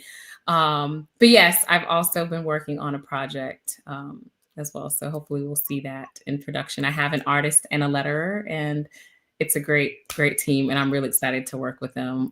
So I've had a few people read my story, and yeah, so I'm doing some horror writing as well this summer. Lots of deadlines coming up, horror magazines, and yeah, lots of good stuff coming out. And yes, Tashi, I'm being published in the South Carolina Black Women's Writer Anthology. It's a story called The Hellcats. And so I'm hoping that is turned into a graphic novel. So yeah, it was inspired by. It's my grandmother. Yeah, my grandmother, who I love. Yes, Martha. I love that Karla's like, remember to pop your shit eloquently. Yeah, always. She always. Because inevitably I'm releasing out, and I'm like, it's a lie. It's because of Karla. She's like doing all this, so she got me out here. No, got me outside. I was playing in my laboratory. It's always been you, honey. This has always been you. You just now this is just your moment to tell everybody else about it. That's all. Period. Yes. I love how both of y'all just keep it humble as a mumble in the jungle, because like both of y'all should be popping your shit, but thank you. We love seeing queens each other up. Humble as a what? Humble as a mumble in the jungle. It's an Erykah Badu quote. Get together. Period. Get together. Get together. Thank y'all for giving us space though to talk about ourselves, because we bring a lot of people on the pod to talk about them. So we don't really, and I definitely don't. Karla knows. She's like, Ebony, you got to tell people about this thing. And I'm like, I'm just making art. A girl is just doing her thing, vibes. So it's never a just, it's never a just. I'm probably really most proud of the Hellcats right now. So I'm really excited for people to read it. So yeah. Yay. My grandma was a Hellcat, and so am I. I love that. I'm trying to be like y'all. Yes, I agree. Y'all are so sweet in the comments. Yes, we got people in the chat clapping. I agree, Tina. I'm also in awe of these beautiful women. They are amazing. Y'all are beautiful, all of you. You're so beautiful. Amazing. And you all are inspiring as well. You are, and I love that you all came together because you all were doing your thing separately, and then a few months ago you came together. So it's just like it's just like I feel like with me and Ebony, you two have a perfect energy that is very much needed. And I'm glad that there's more of us. Like Melanin and Manga joined the chat. Yes. There's more and of us. Tashi just did Melanin Minds, launched the channel on her own. Go ahead, girl. Yes. Queen Tings. Period. I hope we all are together this summer. I'm gonna be really sad if it's not like a hot Blerd girl. Something. Thank you for reminding me, because I had put this out there sometime last year. Because I'm not a social person, but like in the spirit of like community and stuff, I'm like, okay, let me open up my house just like for one weekend, and like when the garden is like in bloom, bring everybody up to like, do that. So I think I'm gonna do that. And during the summer, if all of us can come together in my little rural town. Give us some dates so we can save the dates. Yes, we definitely need to. Wait a minute. I love this. Hold on. Oh my God, we need a hot Blerd girl summer. And do. Yes. Yes. And we can we can meet at a con. I will be hot in a lot of different ways too. I'll bring my friend. You know what? I got you, sis. We're gonna get you one of those little battery operated fans that has a mister on it. Period. Yeah. We will help you glide through this and transition gracefully into your next flame stage. Yes. Refire, not retire. It's gonna be a hot Blerd girl summer every summer, Karla. Okay. Yes. I love hot it. and on. Okay. Oh, we just hit you with the wear them fans and pop your fan. Hey. Don't forget, that's from South Carolina too. All the superheroes from South Carolina: Chadwick Boseman, Eartha Kitt, Ebony, all from South Carolina. Superheroes. Yes, somebody said Blerd baddies. Okay, I know. Yes. Oh, and it said refined and ratchet. I know that's right. I'm stay doing her. Yes, absolutely. Period. Yes. Oh, thank you. There's so much love in this chat. We love y'all. Period. Yeah, y'all are awesome. Y'all have an amazing audience. When we come together, we're gonna transfer all of our gifts for the commune. Okay, so when we get to Keisha's house, make sure you're able to demonstrate your skills. And no invitation, no letting nobody in. So I appreciate it. We could turn into an audition. Yes, and yes. Oh my gosh. What are you bringing? I hear you. Yes. Like, can you prune a tree? What can you? Yes. All right. Yes. I can clean very well. Okay, that's necessary. That is very necessary when I'm inspired to do so. Because I absolutely refuse to clean a dish. Facts. Same. I will clean after you cook. I'll do that. Oh my God. Yeah. See, that's great. Because I refuse. I don't clean, and I'll tell you how I got this ring. Okay. Period. Okay. Because I ain't wiping no dish. Yeah. I'm not cleaning the dish at all. All this cooking that I just did. I might oil my cast iron and season and all that and take care of that, but other stuff, no.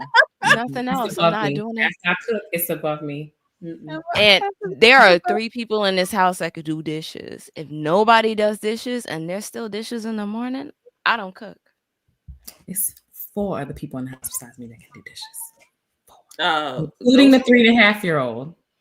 Not including The baby. Baby. Mm-hmm. The baby. You get a little wash under the. Mm-hmm. I got you. I honey. cannot.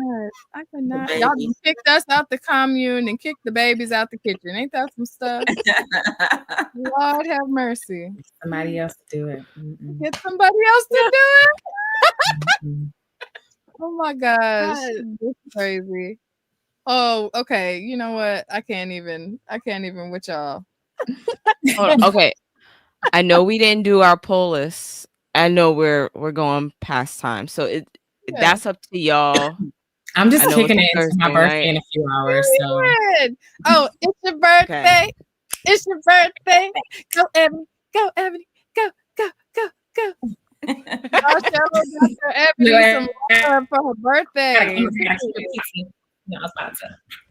Period. All right. I know we haven't gone through polls yet. Mhm. Are we gonna do like a full poll list or just like one or two things? That's up to y'all. So like I did pick up my pulls today, but we can like abbreviate it and share our pulls next episode. Just be like crazy pulls. It's whatever you want to do.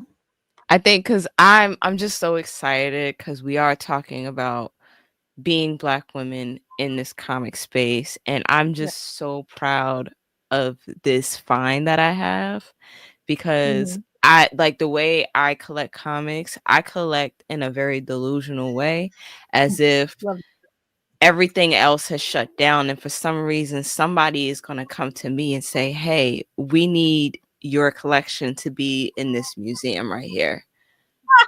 Yes. And that's how I collect. So I've been slowly collecting older things. So I have the Superboy comic, where it's like the first appearance of like a Black sidekick or superhero in like major comic imprint. But this one I got because I couldn't get my hands on. I'm gonna keep saying this like third, fourth time I've talked about this. I couldn't get my hands on the Invincible Iron Man, Ironheart.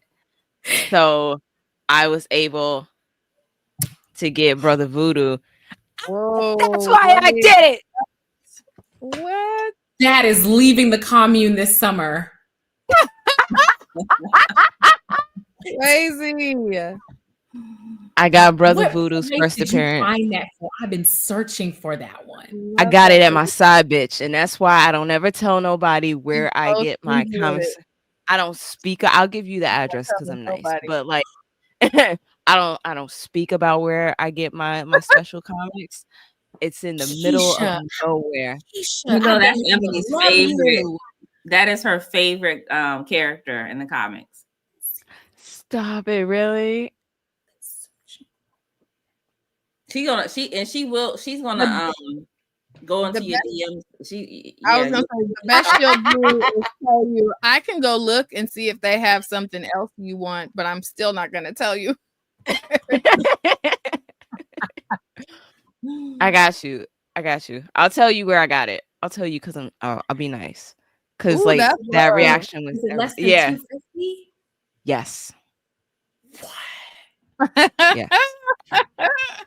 That's why I snatched it as fast as I could, because I did a little quick search and was like, oh, let me go get this now. Man, my husband just was coming down on me about the budget. He's like, babe, you've been spending $150 a week on comic books. And I'm like, who's counting? Why? You gotta, It's an investment, so it's fine. Yeah. Yeah. You know what? You work hard. You deserve it. That's exactly what I be saying. Like, what? I work hard. But he's trying to get me to write it off because he's like, well, this is your business now and you're in comic studies. As long as you show it on camera, as long as you talk about it, you good. Period. Keisha, I can't believe you kept this one from me. Wow, it's like my just birthday. got it. The betrayal, y'all. This feels like Hamilton all over again. No, I can't bring that level of devastation. No. You right. We didn't go to the house yet. She didn't bring it out the house with the documentary while we're at the commune and hot Blerd Girl summer. And then she brings it out, Brother Voodoo. And I'm like, oh, I've been searching this the whole time. We gotta break up now. I didn't know you were searching. We gotta break up, y'all. You know what? I'm finding out Dr. Ebony ain't loyal like she say she is. She's loyal. Me and Karla then got kicked out the commune. I didn't even know you wanted it. I would if they had a second, because I've been looking for it myself. Because I had the collected edition. I was like, you know what? I need to find it. And shout out to Blaq Comics Universe. Like, I've been collecting my Blaq keys that way. Yeah. Because he has a really nice database where you can like search for Blaq keys and all of that. So like I've been looking for those, and if I can't find it, like I'll get reprints. Like the all Negro Comics one, I got that, but that's reprint. Send me the plug. Send me the plug. I'm gonna send it to you. And every time we talk about Blaq Comics Universe, you know we have to tell y'all, run and go cop that Blaq Comics Universe hoodie. And if you get it, make sure you cop it in pink, Riot pink. And tell them that Pink Riot sent you. You know, I think we all have a different color too, because you got pink. Keisha got gray. I think gray. Yeah. Karla, so, where's your hoodie, Karla? Not too much on Karla. Hot flashes. You talking about a hoodie? I get a t-shirt though. I'll get a t-shirt. There you go. Okay, absolutely. Yes. But yeah, run and go cop that hoodie and tell them Pink Riot sent you, because you know we gotta support these other Blerd businesses wherever we can. Absolutely. What about that y'all have? Y'all I sent it to you. Opens. Say that again, Karla. Where's y'all merch store at? You have a store, right?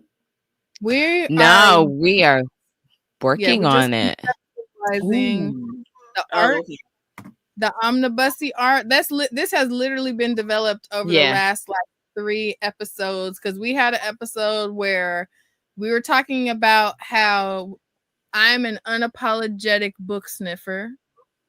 I find, I have a dopamine boost from the smell of and the older the book, the better. But then also, those omnibuses, the omnibusy, if you will, those chunky ones, that ink is like saturated. It has a different smell to it.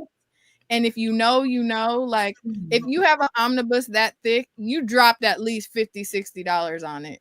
So you already are like handling thing with care. More often than not, it's like $100, $150.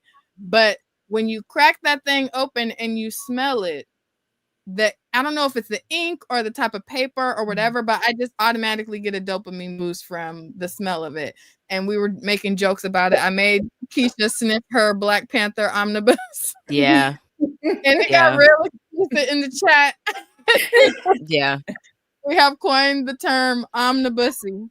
And we made jokes about making merch. Everybody was like, no, but actually make the merch, because I will pull up and purchase it. So we're just getting past the creative process of that, and it will be available coming soon. Will y'all have the pink comment right on the back of the shirt? Like this will be on the front? Yes. Yeah. The Pink Riot logo will be on there somewhere. Y'all remind me of the pink slip. I don't know if that was like intentional, the rock band from Freaky Friday. Oh no, it wasn't. But I see it. Vibes. It gave me like the early 2000s vibes, like Mean Girl, Freaky Friday, kind of like. Oh yeah. See, because so you said that, and then somebody else said Pussy Riot Band. So it's like a combo of both. Nice. Yeah. The pink slip and Pussy Riot. The pink. The pink Comedy Riot. Okay, I see y'all. All right. Yeah. I love rock music, so it just works. Same. I was a band geek, percussionist, so I used to beat my feelings with sticks. That's what I just told my mom the other day. Flute and French horn. Flute and percussion, because I did all the bands, because that's all I had time to do. Spring band, jazz band, marching band, concert band. Showtime, marching band. Yo, that's how I met my husband. Band camp. That one time at band camp. No, but seriously, band camp is messy and stuff happens. Good memories, and some not so good ones, but right. Gosh, that is crazy. So as you guys can see, Keisha has removed the queef from the omnibusy art. This is the second iteration. Okay.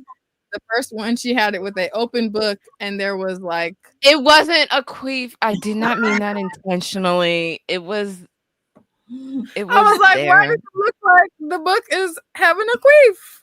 we can't put that on the shirt. But so now we have changed it to Stack with Omnibus. It's just, I wasn't mad at it. And then Rachel said earlier that she still thinks that there should be they still think glitter that there should and be sparkles. stuff. Yeah. Oh, I can see that. Yeah. Then it's like, less funky and more of like the happiness when you open a book. I don't know. I can see that. We'll throw some sparkles on there. There you go. And start, Sparkles make everything better. Period. Okay, well, I can't top your hellified find. I can share some of my Blaq Girl comics that we copped this week, and I'll keep my team brief because this week's stack was crazy work because I didn't pick up last week. The one that I'm most excited about. Oh, wait. I keep forgetting to use this. I'm like, I spent the time on it. The pool is with hot havoc in the variant vixen. Yeah. I'm like, we spent the time on all of these. Every time. Period. Okay, so my favorite pool is a Fan Expo Dallas exclusive, and it's the Bitterroot issue 2 Peach Momoko foil virgin variant. Y'all know I love Peach Momoko, and these went up. They only sold, I want to say, like 50 online, and outside of that, you had to get it at the expo. So I was like camped out on IG, waiting for them to like put them up for sale. And what's crazy is I had like a whole conversation with the owner of my local comic shop. Shout out to the fam at Cape and Cal Comics in Oakland, because this is a Fan Expo exclusive, and you can get it on resale, like on eBay for like $50. But the 1:25 ratio variant that's like has the trade dress, is the plain cover or whatever with the same art, is like $80 right now. Like it's harder to find than this is. So I'm like, what math is that? How did this even happen? And if you are cool with Sanford Green, just tell him that the ladies at the Pink Riot Comic Show love him down. And we're literally breaking our necks and our backs trying to collect all of the variants. And it's low-key impossible. That's the one that looks like the cover of Survivor by Octavia Butler. I need that one. The way that Keisha and I were having our Pink Riot meeting for the week, and we seen a post, I think from David Brown, and it was like all of the issue 1 variants that are like book comic shop exclusives. And I was like, immediately I have to find all of them. And I found all but one of them and still haven't found it. So it's like, I'm trying to be a mega fan, and my name is Variant Vixen for a reason, because I'm a pull up variant. Got it. But I can't find it. I have been searching everywhere, and I use my deductive skills and Beyonce's internet to find the others. But I haven't been able to find that one. So just tell him we're screaming, crying, throwing up, trying to figure it out. Okay. I can't get into the variant game like that. That seems dangerous and out of my budget. It's for my husband right now. Yeah, it's very dangerous. Yep. And that's covers. Is Cape and Kyle your local shop? It is. I love them. I visited them for the first time in February when I stayed in Oakland for a week. Loved them. They were amazing. I did a video in there. They let me video in there. They were so kind. Safe space. Yeah. LGBTQ friendly. So I got to walk in there. Yeah. 100%. And they've won awards for being I was like, no wonder y'all are Eisner Award winning. Yeah, facts. It was okay. That's my LCS. Didn't know that. Didn't know you were there. What in-person shenanigans. Listen, I was just lounging around for a week in a row. we can do something, you know. That's the vibes. You're in that area. Yes. Wait, we're in 4 different states right now. That's crazy, right? Mm-hmm. Blaq Girl magic from everywhere. Period. Okay, what else do we got? I'm gonna be real quick. We got Ultimate Black Panther 16. You know, I've been getting all the Storm-centric covers. Yeah. We got Uncanny X-Men 14. Nice. And I got the Virgin variant as well, because I don't know who this character is, but I like how she's stylized. Yeah, I like that outfit. Yeah, and I was like, Blaq Girl on the cover, I'm gonna buy it, period. And we also got Thunderbolts Doomstrike 4, obviously just for the cover. Yo! Oh yes. And I had to order the black and white sketch variant because it's a high ratio and they didn't have it, but it's all good. We're gonna get there. This is art that's gonna get hung up. I'm like 100%. 100%. Yeah. And then we got the Absolute Green Lantern #2. Right. Both of these variants because we love Sojourner around these parts. Yes, we do. Even though the story is let the beat build, Keisha. All right. Let the beat build. You're giving it a chance. Okay, and this is the Ultimate Black Panther 16 ratio variant again. We're getting the Storm-centric covers. Mm-hmm. And then I hadn't picked up my pulls last week, so we got Storm. Yes. And those are the other covers. And my 1-in-50 ratio is on the way. Those 2 covers too. Yeah. The 1-50 ratio is this, but without the trade dress, so it's the Virgin one. And I was like, Aton, the owner of Cape and Cow, was like, "We gonna fight." He was like, "Why are we gonna fight?" I was like, "Because I put in my order so that I could get every variant of Storm, because he knows I love Storm down." And now I'm pulling up, and the ratio went to somebody else. What's going on? It's funny because everybody popped up like, Aton, what you do? So he literally was like, "This is why it's important to like show love to your LCS because they love you back." He literally was like, "Yeah, we had this going on, whatever, because there's another person who's vying for those, but I'm gonna get it for you." Right. He's like, "We don't got it here, but I'm gonna get it for you." And I was like, "Say less."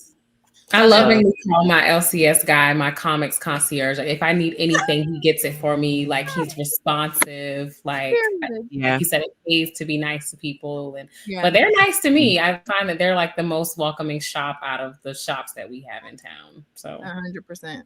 That's why, like Keisha said, we got our main, and then we got our side pieces, and we only go to the side pieces if our main doesn't have it. Right. Because he's trying to send me to one before. He's like, "Oh yeah, we don't have it, but so and so." I was like, "I prefer to frequent your business for my comics needs. Thank you." Thank you very much.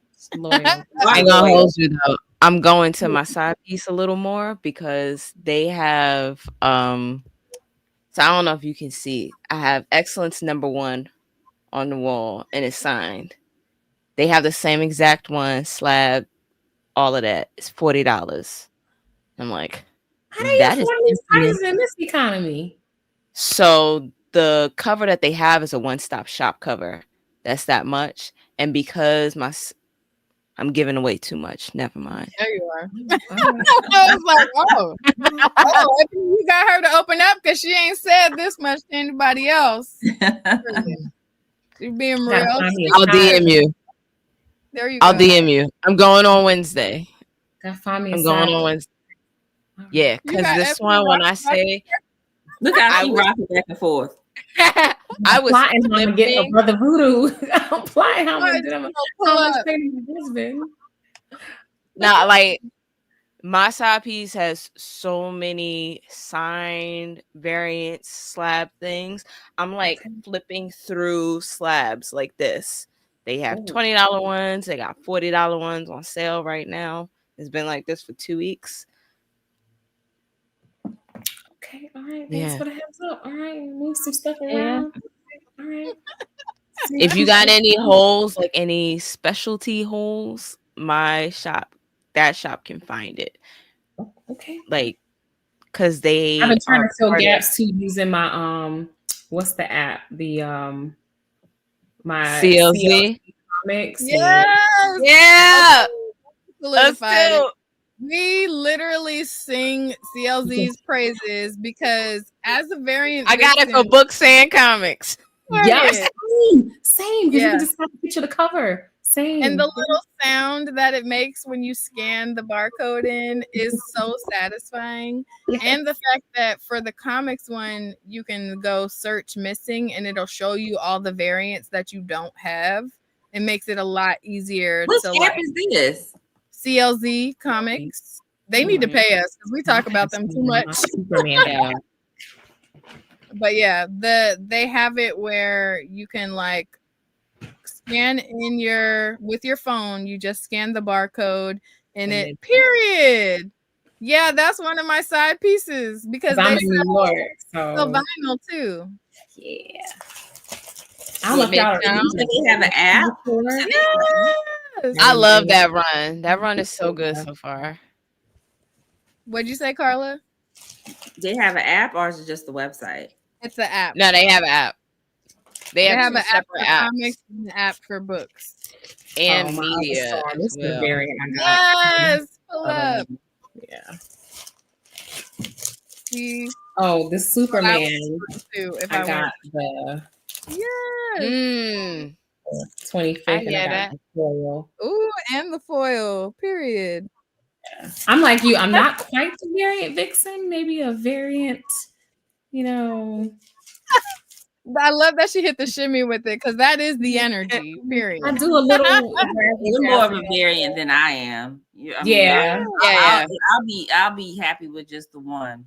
They had some half off novels, so I got this for my 7-year-old. So it was like a little half off. I love that. Super Friends novel. Then of course the comic shop news. Little newsletter. Little rag. I actually apologize to my local comic shop.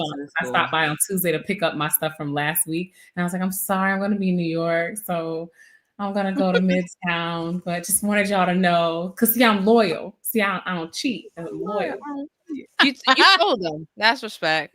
I told them they were like, "It's okay." When you travel, you're supposed to check out the local spots though and show love. You know what I'm saying? That's like. To me, that's better than like the souvenir type of vibes. You know what I mean? Yeah, and you got one because you got your Midtown Comics bag. And I went to Midtown this time, but I think last time I visited, I went to Anyone Comics in Brooklyn because I go to the Midtown in Times Square. I think, is it Anyone? I did a video with them and they accepted. So it's on Ororo, I think. There's this comic shop in Brooklyn, Action City. Yeah, Anyone Comics is the one I went to last time. Yeah. Stop by Action City. Like that's the one I went there around Thanksgiving. Oh, I like that color. So Action City? Yeah, Action City. They're in Brooklyn. I'll spread the love. All right, I found them. It's a very small shop. And no worries. I'll spread the love. What did I get from there? What did I get from there? Oh, I got Afro Samurai there. Oh, nice. Yeah. I love how you just look back into your thousands of books and just. I have to do it too. When I'm home, I have to do it too. I feel that so much because I know whenever I it too. Exactly. There's no real. This isn't actually organized by anything other than vague genre and maybe height. So, but I know where every book is sometimes, mostly. I'm not even going to tell that lie. It's chaos over here. You got a lot of stuff. You got collectibles too. Wow. This is just just one side. It's actually insane. Keisha was making She was like, you live in a library. I literally got a riser like bed frame that's like 20 inches so that I could put my short boxes of comics under my bed because we're on like short box number 18. No, it's at 24 now. Period. Way to maximize that space, you know? Yeah, you know, we're like, because we're not going to stop. It's just where they're going to go now. Like, that's how it is. But yeah, I love Keisha's setup because, like she said, she mostly can find and knows where everything is. Me, I'm just like, it's vibes. If you really need me to find something, I could do it. It's just going to take a bit. See, I got my file cabinet and I have 5 short boxes. There you go. I remember when you were putting it all together. You did like a whole like project and putting it all together. Yeah. I was like, oh, yeah. I love how she's grinning about it. She love a project. I do. Oh, the Funkos. That's right, because you took your Funkos out, and I was telling you I still have all of mine in the boxes. So yeah, I play with my Funkos. They're like, no, they're out of the box. The only one that I haven't taken out of the box is this Alpha book because she's glittery, and I feel like the glitter would go away every time I dust it. And then my giant Hello Kitty one for the 50th anniversary. Those are the only ones still in the box. Everything else is fair game and action. So is Hello Kitty a cat or no? Hello Kitty is a little girl. Don't ask me how it makes sense because it doesn't. But that's the official stance on it. Hello Kitty is a little girl. With whiskers? I love how the 3 of us are like so confused. I said, don't ask me how it makes sense. And I meant that because I don't know. But that's the official word from Sanrio. Hello Kitty is a girl. I love how all 3 of us was like, girl. I've loved Hello Kitty my whole life. I have a Hello Kitty tattoo. I don't play about Hello Kitty. I always thought she was a cat, but apparently she is a little girl. So I'm just like, I pointed ears. Don't shoot the messenger. I just Sanrio put the official word out. Ooh, what you screaming about, girl? Hillary. First, Hillary's in the IG chat, and Hillary said, Hillary said, Hello Kitty's a cat. I might have to fight you for this, Brie. She said, Keisha, I have a Jimi Hendrix pop for you that's never been open. Uh-oh. Somebody says she has a cat as a pet. Yeah, she does have a cat as a pet. Mm-hmm. And that cat just is on all 4s and looks like an actual cat. It's crazy work. You will not have to fight me for the Jimi Hendrix pop. I did see that they have one that is glow in the dark and everything. But if you know me, you know that I have no male props. It's all women of color. True. Pop. Very true. Same. Oh no, I take it back. Candyman. No, I had to think about it, but I think all of my pops are of color. But I have Candyman and America. But except I have Storm. I have Monica Rambeau. Yes. Yeah, you have me thinking through my pops. This whole side over here is all of my women of color and comics pops, and then this side is like the TV and Hello Kitty pops.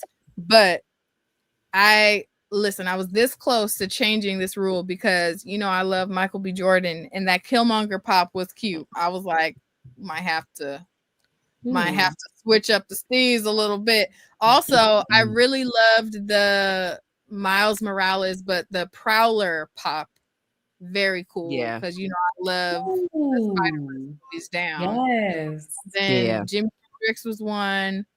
I think Tupac was another one. And there was one other one. But yeah, I've held strong with my only women of color pops rule.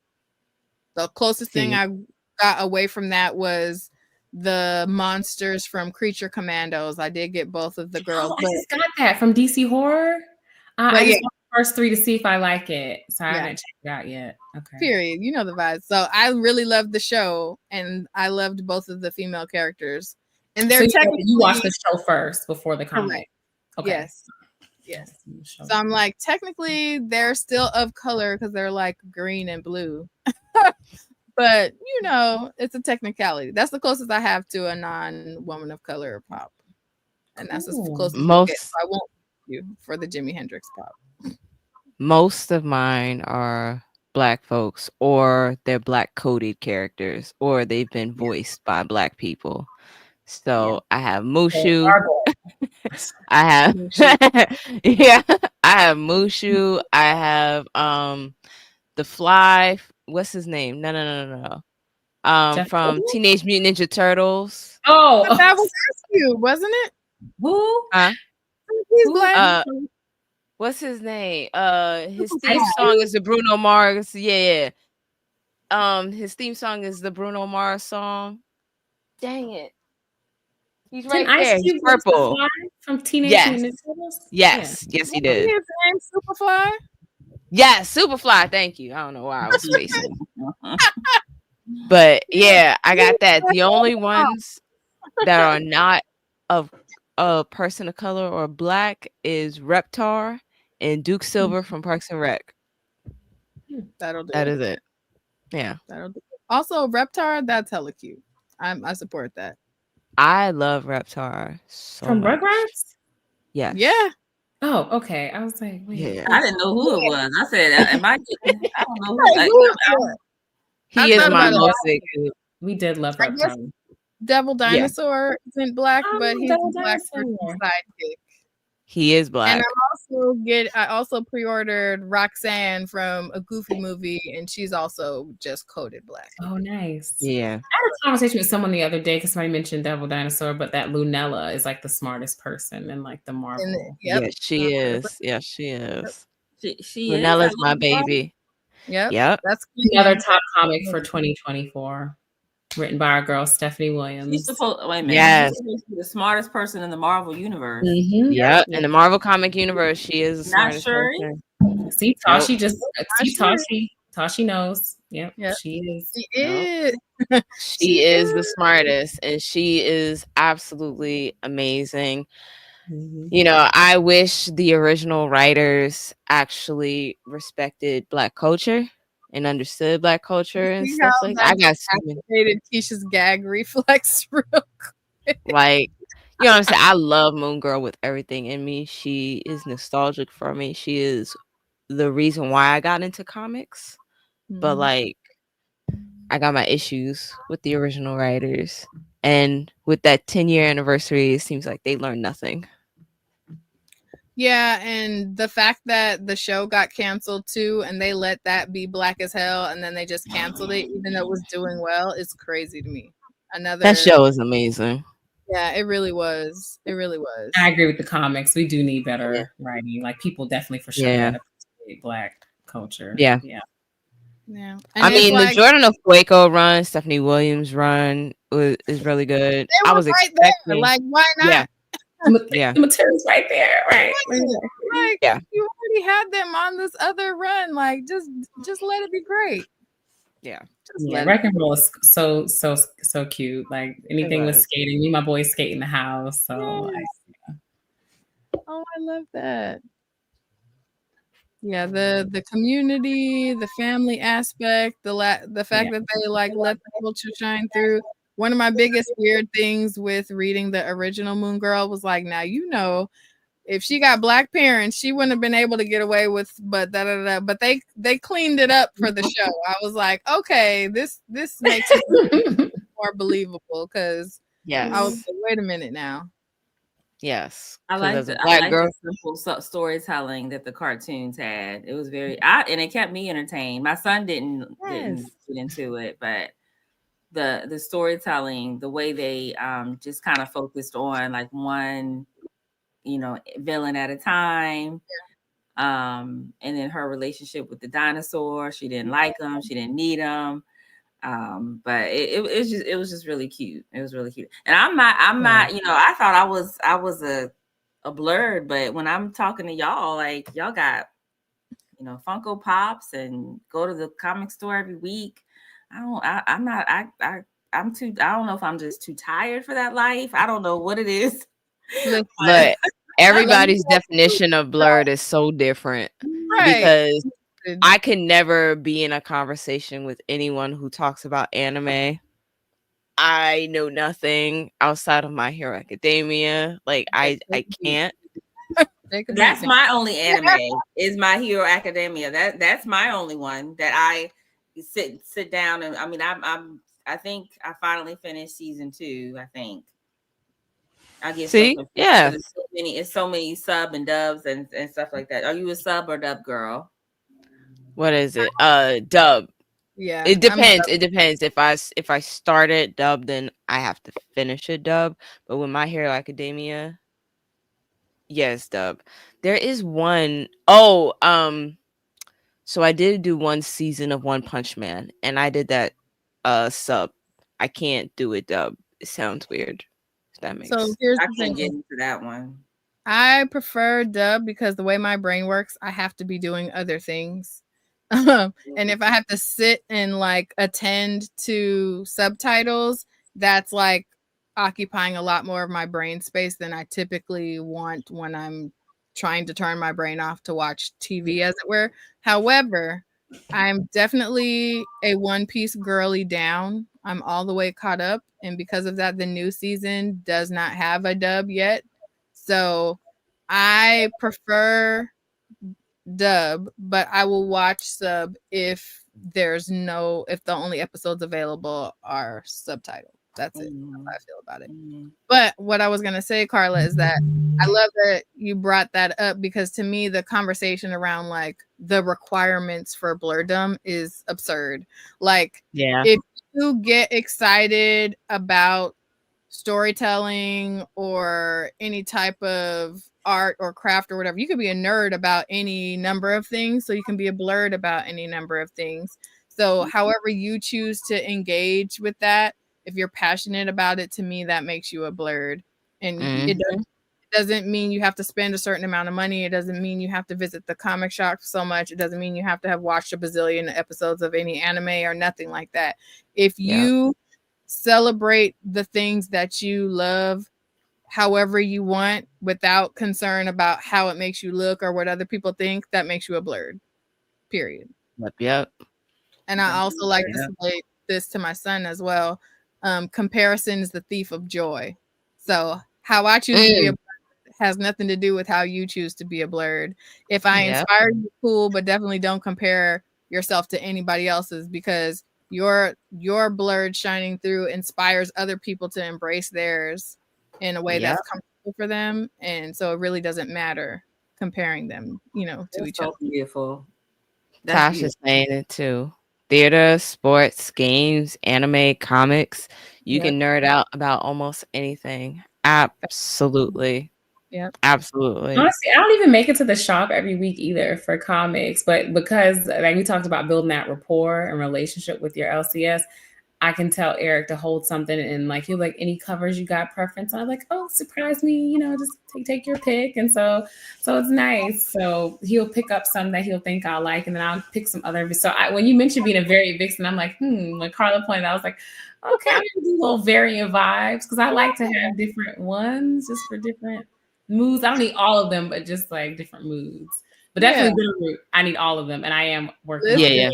Give me my comments. It's crazy work. It's crazy work. Like some books or some stories or some characters, I'm like automatically know I'm collecting every variant of that.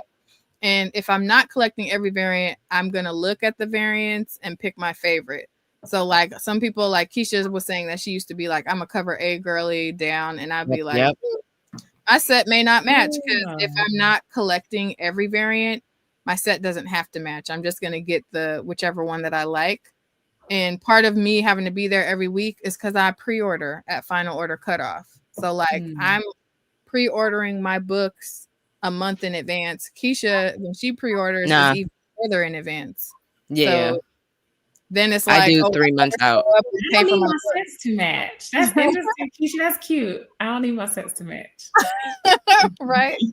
I've just recently gotten her to the point where she's like, yeah, I chose the variant this time because it looked cool. I'm like, yeah. Yeah. Did you think about it after? Did you think about it? Huh? Did you think about it gets on.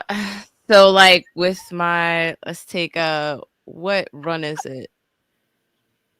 The Doom one. Yeah. I chose the variant. Yeah. I chose the variant for issue number 2. and it's bothering me that they're not all cover A's. Even though I prefer the variant, it looks nicer, but it is bothering me that it's not all cover A's. It's fine. Like, fine. She gonna mess around and still go back and get that A just to fill that gap. I already know. I am enjoying this look of the bitter root. Yeah. I am enjoying. I see what you mean, but I just thought about it, like, no. I just like the styling because of the time period, but usually I don't care about them being the same. So see, so like, okay, and they're smart. Bitterroot is very smart when it comes to that, because the original run, which is like really hard trying to fill those gaps right now, so we're not even going to get into that, but yeah. They had variant couplings. So like 4 issues are connecting variants, and it's like different ones. So like this set of 4 issues are all connecting, and then the next 4 are all connecting, and some of them are easier to find than others, but they look gorgeous. Like I thought that there was going to be connecting variants from issue 1 of this new one, because dang it, I'm trying to think of what issues it was from the first run, but Sanford ate down with this, because he does this thing where he can pile all of the characters in action towards an aim in a like open spread of something. And there was like 4 issues in the original run where he did that, and the color palette on it was so stunning, because in the story it was a very like tumultuous time of what was happening, and you're getting to see all of these creatures and whatever. But on the connecting variants, you just see everybody like migration style connected to each other, and it was like soft purples and pinks and pastel colors. But then you see like giant characters to the smallest little characters, and they're all walking together. So when you put those 4 connecting variants, you had to open it up. It's a flat of all of these characters this way, and then you set them next to each other, and the whole thing connects. It's freaking gorgeous. And I just knew that the way that they stylized. So issue 1 had one where it was in color, and then another one that was in black and white. And I was like, ooh, I just feel it. He's about to do the same thing. And then they didn't. I was like, oh, man. But those have my heart. Like, they're so gorgeous. Absolutely freaking gorgeous, the way that they connect. And I was really hoping that that's what that issue 1 was going to lead into, because the, like, goddesses and everything, everybody that's linked up on that open spread for issue 1, I was like, yo, this is gorgeous. This is absolutely stunning.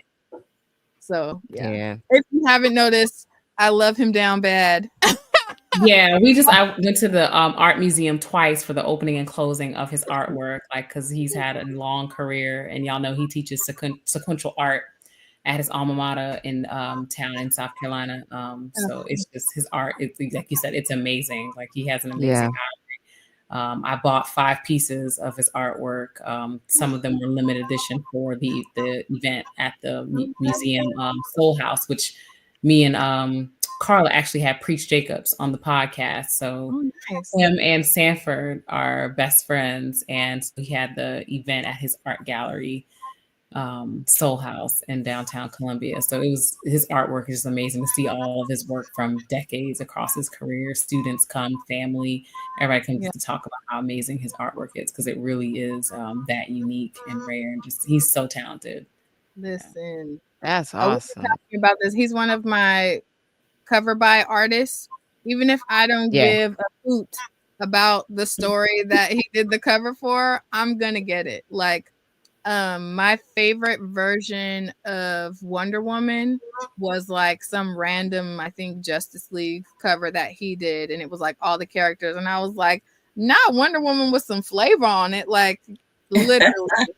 I don't care what it is. If him, Juliet Necca, and Peach Momoko and Olivier Coipel, I don't care. I'm copping their covers, period. So you can let him know we love him down bad over here. Yes.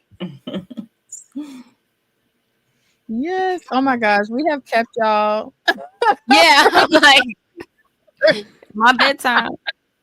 Yeah. Look, yeah, it is. No, I'm wiping out with my menopause. It's coming. I'm just wiping out. The conversation is good, but you saw I got real quiet. Yeah, we can be key with the best of them, especially when we're excited to have you. But yeah, we really appreciate you guys taking the time to come and chat with us and tell us about everything that you're doing and kiki about all of the things. Definitely want to have you back. We'll definitely be screaming Luna's praises, and so when issue 3 comes out, we'll be screaming about that. Anything, basically, you're officially Pink Riot fam at this point. So anything that y'all have going on, we're gonna be boosting it out because you guys deserve it. We love to support Black women in comics, period, but especially when we've had the opportunity to bond. So we really appreciate it. To everybody who rocked with us for the whole 3 hours, y'all some real ones. We love our Pink Riot family. Make sure that you like, share, follow, subscribe. Pink Riot Comic Show on all US platforms, and check out Ororo Podcast and follow them as well. Make sure that if you haven't already, just take a peek at our Patreon. We got some pretty cool stuff popping off in the tiers, all the way from free to $20 tiers, and they all have different stuff. Because guess what? These comics, they ain't gonna pay for themselves, and these cons ain't gonna pay for themselves. We're on a mission to share about BIPOC stories, and we appreciate all of our Patreon subscribers. Every time we see y'all subscribe or boost your subscription, we do a happy little dance. It's a vibe. Yes. We love to see y'all in the place. If you enjoyed this time now, why don't you just, scroll up a little bit and check out another video? And even if you don't want to watch it, maybe just let it play in the background, because we totally could use the views. And if you had fun today, make sure that you come through, because guess what? We're going to be at the same damn place at the same damn time next week, because we don't take no weeks off. And stay tuned. If you got any entries, we're allowing 2 more days for entries into our giveaway, and we'll be tallying them up and announcing the winners of the giveaway at next week's episode. We love y'all. We mean it. We'll see you here next week. Bye. Later. Thank you. Y'all can stay with us real quick. But later, I definitely found more. All right, how many variants are there? 11. Damn. Go ahead. No.